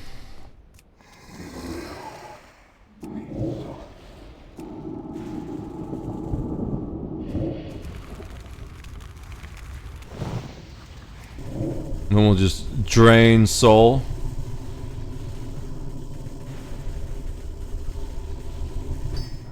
Okay, one more. I like to keep at least 3. Oh, we actually need 2 more because I need to make a Healthstone. Your Healthstone despawns after you log out. So it's important to make sure if you're a Warlock, you always make a new Healthstone when you log back in. So we need 2 more souls.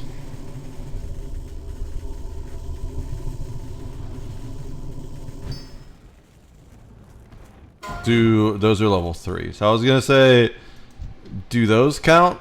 But they actually have a level and it's level 3. Can I just... Damn it. They got too far away. I don't feel like chasing them down to do that. I was gonna wipe out that... Oh! They stopped! They stopped moving! I'm gonna... maybe... do something... Oh wait. The Kodo? That's level 19. We're good. Will this hit them or no? Oh yeah. Perfect. Alright. So much for that herd of gazelle. We're just gonna get all this leather right here.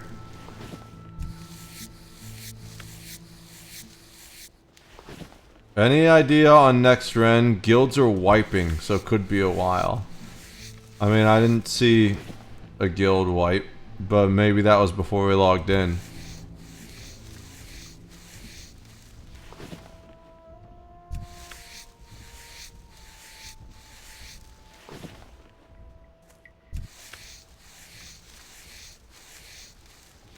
Alright, we just absolutely destroyed an entire herd of gazelle for unnecessary reasons. I mean, we wanted the leather, so I guess it's not unnecessary. We still are 1 short of our preferred 3 gems though. So let's go ahead and get that last gem.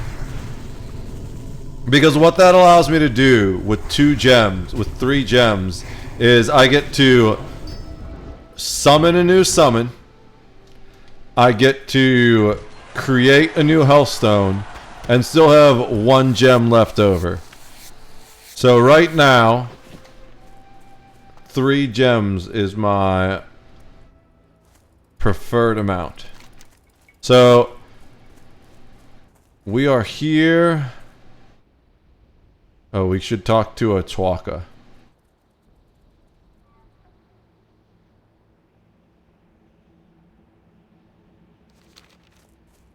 It's over here. I gotta capture one of those on my hunter.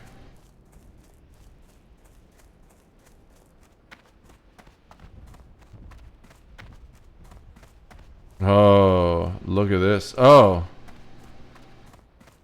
Is that what we're supposed to... No. Okay.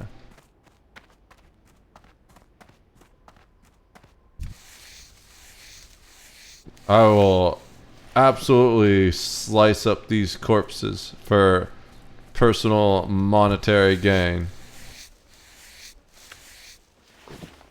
I think we're gonna do that quest too, because I'm pretty sure that's what the quest we're going to pick up is called.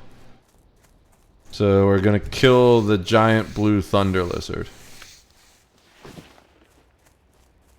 Dude, someone left their own path of destruction here, and I'm about it. First of all, I'm a warlock, so I appreciate all paths of destruction. The more corpses, the better. Second of all, free leather.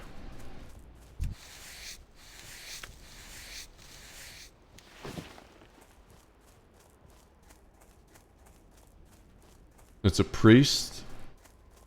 A level 22 priest that is leaving a path of destruction through the thunder lizards.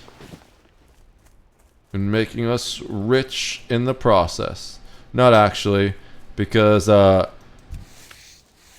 all this leather is actually going to cost us money because we're going to send it to our... We're going to send it to our hunter, which is our leatherworking character. And they're going to use it to level up leatherworking, which right now costs money because the dye we need to buy to get the next level thing also it costs a lot of money. So basically we end up... What is this? Okay. I guess we just need to kill that blue thunder lizard when it respawns, but it's dead right now. And rares can take a long time to respawn. So I don't really feel like waiting to see how long that's gonna be.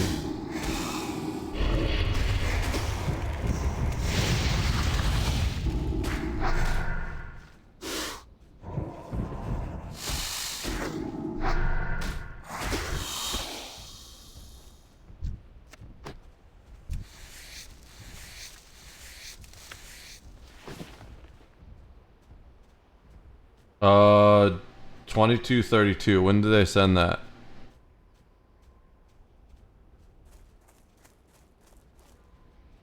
Sure, why not?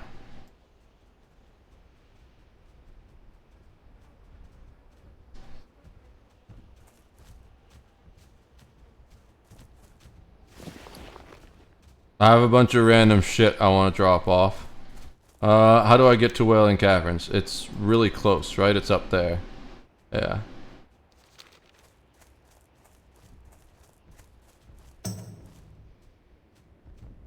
Okay, no worries.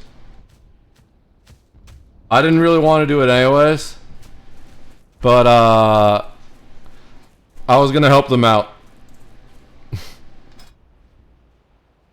Was that a guild member? No, just a rando. That we're like, oh, we'll ask a random warlock to help us out. Because warlocks are the best class and everybody knows it.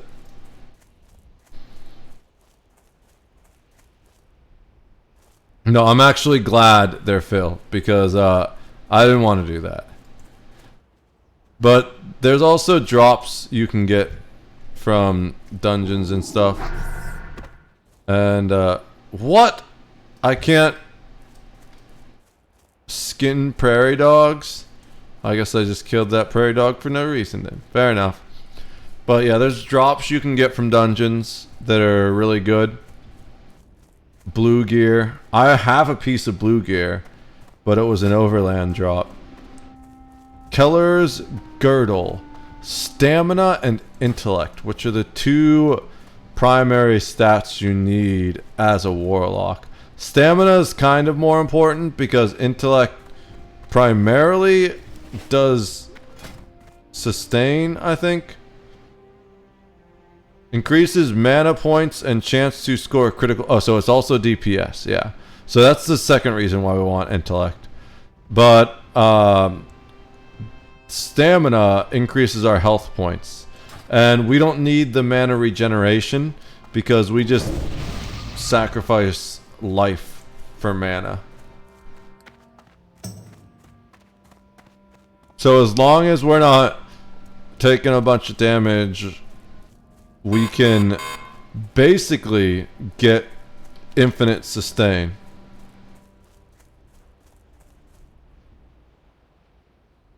Where? Okay, it's down here. So we're looking for the Slithid Harvester. Now, I don't know if we could actually get all of these quests because like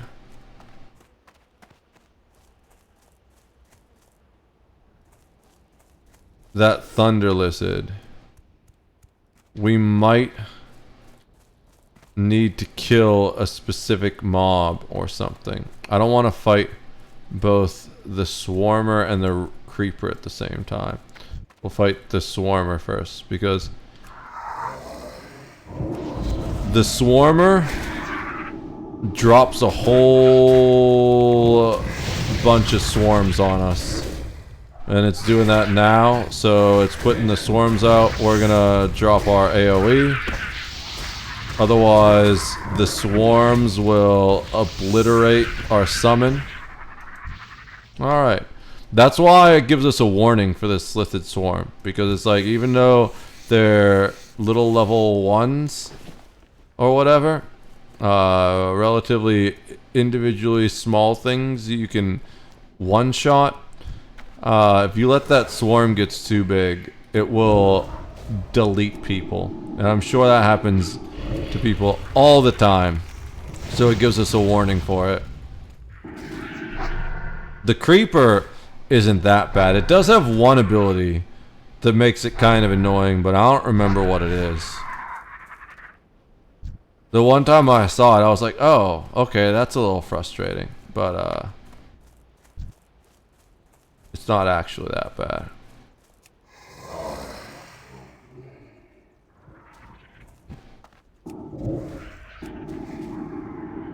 Do the same thing here. We're gonna get our dots up. Gonna do a little damage to main. And then once those swarms start popping up, That spell isn't ready yet. we're going to drop the AoE and clear them out. Also, the swarmers drop leather, but the other ones don't, for whatever reason.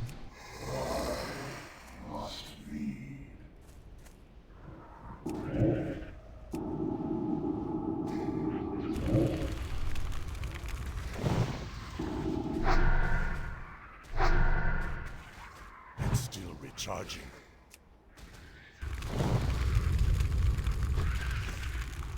Alright.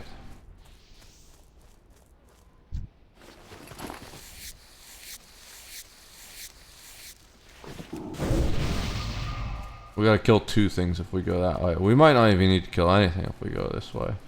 Depends on if the swarm attacks us. Oh, the swarm attacked us.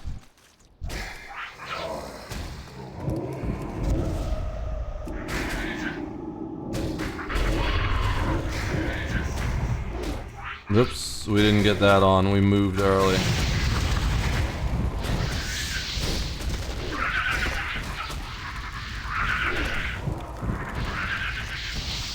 Alright, that thing's dead. Let's heal up the Void Walker while we're skinning this. Yeah, it looks like we need to wait for the specific Slithid spawn that drops the quests, because I don't see the Slithid we're looking for. Yeah, Slithid Harvester. If it were here, we'd have a rare spawn indicator. But it's not here. So let's go back the way we came. I think this is the way we came. We're not gonna clear that one, that's fine. Send the That spell isn't ready yet.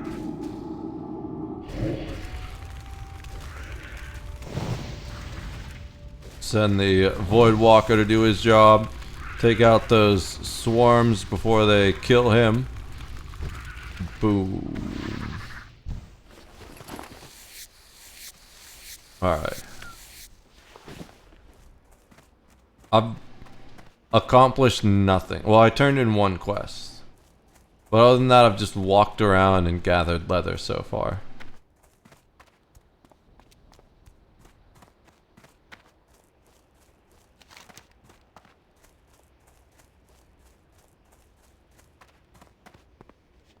What's down there? Washtapani. So we're gonna check out Washtapani. See what that is. And then we'll head into the next area, if that's not something we can do here. I don't feel like hunting down these creature quests. If they were spawning, we would absolutely kill them and take them. But we just missed the Thunder Lizard one. And the Harvester isn't up. The Slithid. Who knows how long they're going to take to respawn. So it's like often 45 minutes or something like that. I'm not going to wait around for 45 minutes.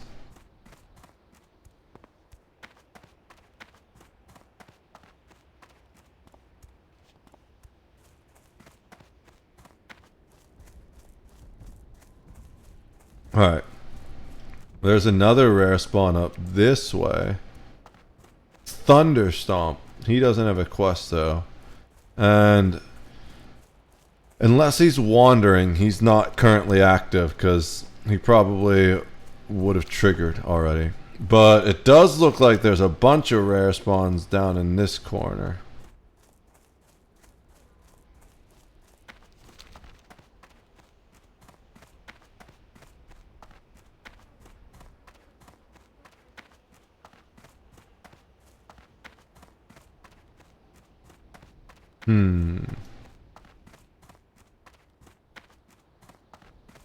Alright. Oh, is this lootable stuff? No. I mean, not lootable. Skinnable, but it's not.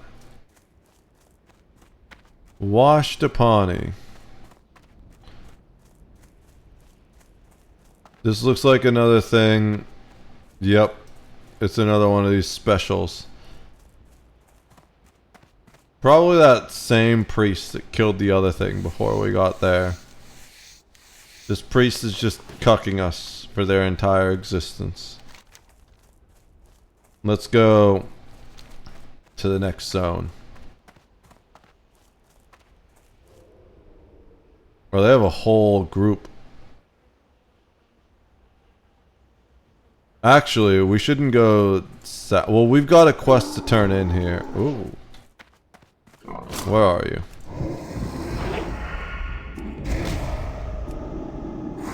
These stalkers can be frustrating. Anything that's a stealth mob can be scary in this game.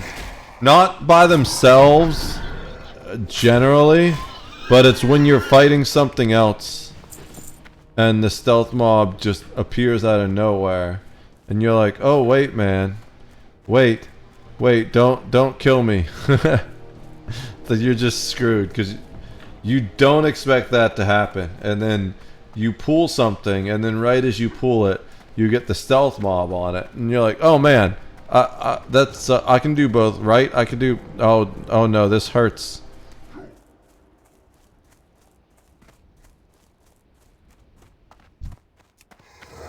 Why am I attacking that? That's a waste of time. I wanted the leather. I'm a leather fiend. We have a whole stack of leather already. We just should not worry about it. Not that it matters too much, because we still need a lot more leather. I think you need like 240 medium leather, and it takes something like... How many leather to make a full leather? We can't see on this character. This is on our leather working character. We just do skinning. But... So there's two reasons we do skinning on this character. One is... It's, once we're done leveling the leatherworking character, a good money maker. And it's also offsetting the amount of money we need to spend on leatherworking. The other reason is that apparently at some point... Where is this servitor thing? Apparently at some point warlocks need... Hail.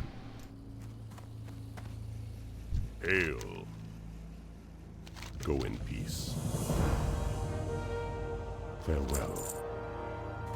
Apparently at some point warlocks need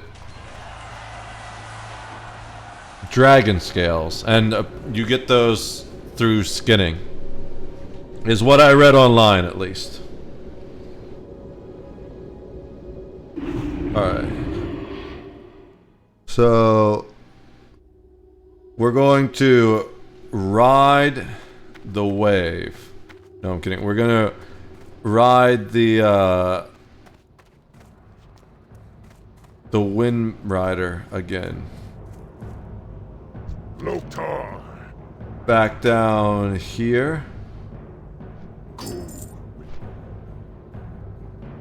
I don't know if this is faster than walking back because we need to fly all the way down there, but I didn't feel like walking back. So this is how we're doing it.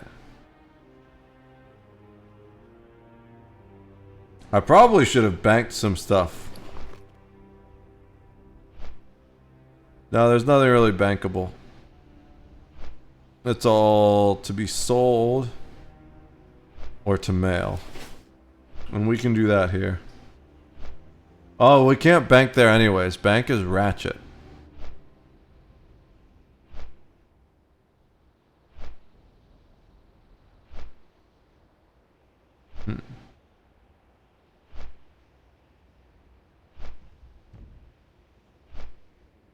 Alright. Oof, I'm sort of itchy. I need to practice self-control. Don't scratch your itches. Chat. I'm telling that more to myself than anyone, but if you're itchy, don't scratch it either.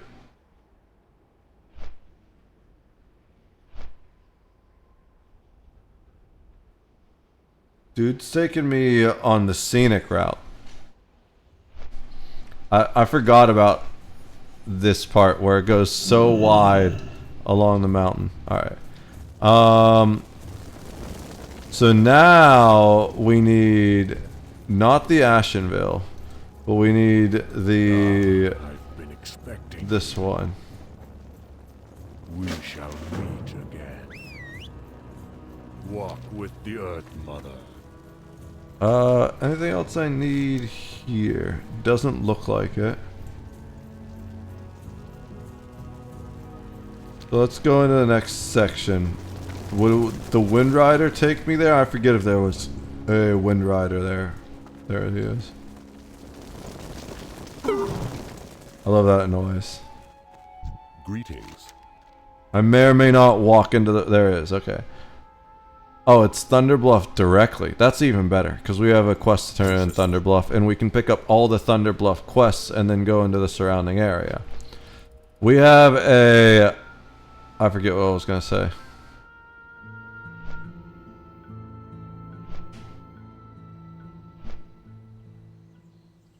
Oof.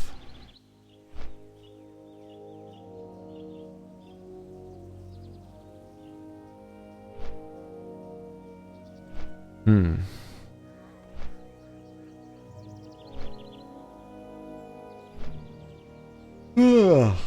Hmm.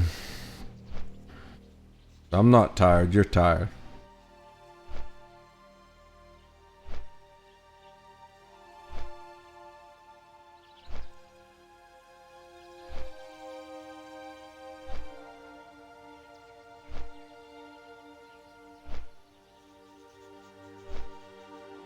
Hmm.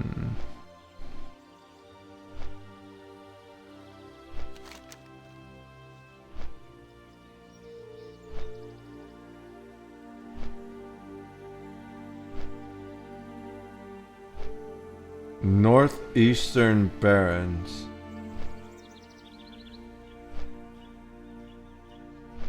We already did that, but where do we turn it in is the question. Well, not here in Thunderbluff, that's for sure.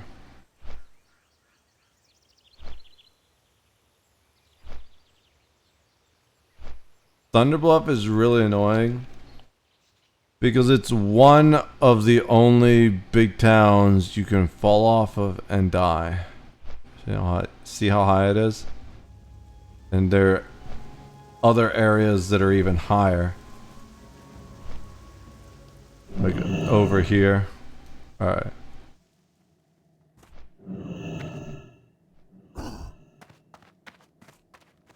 So...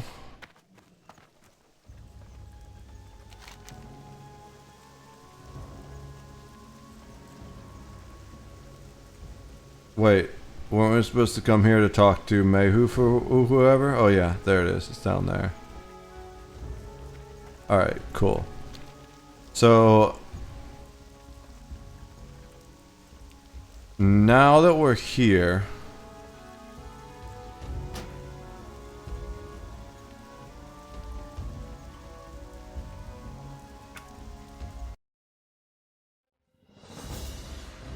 I need a minute.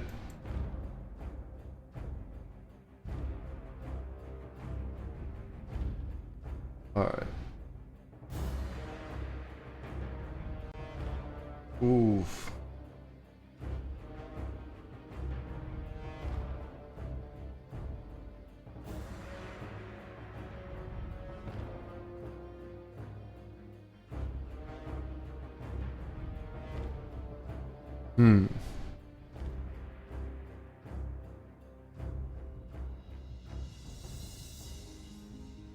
Okay, this is what we're gonna do.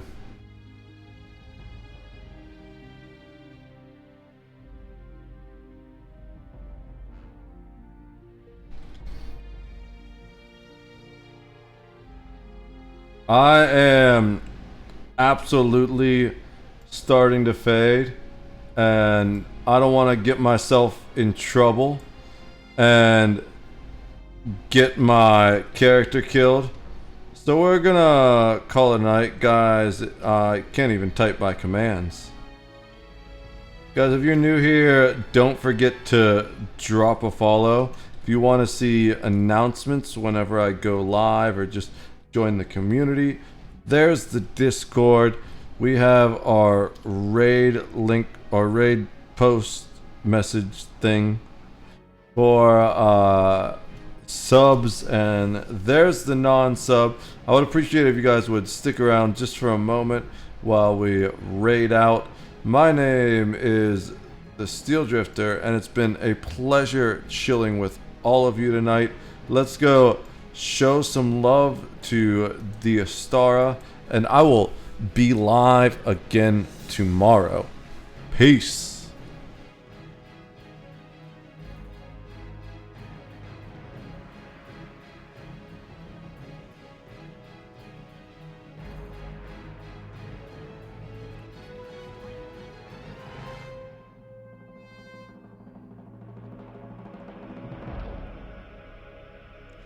Steel Drifter?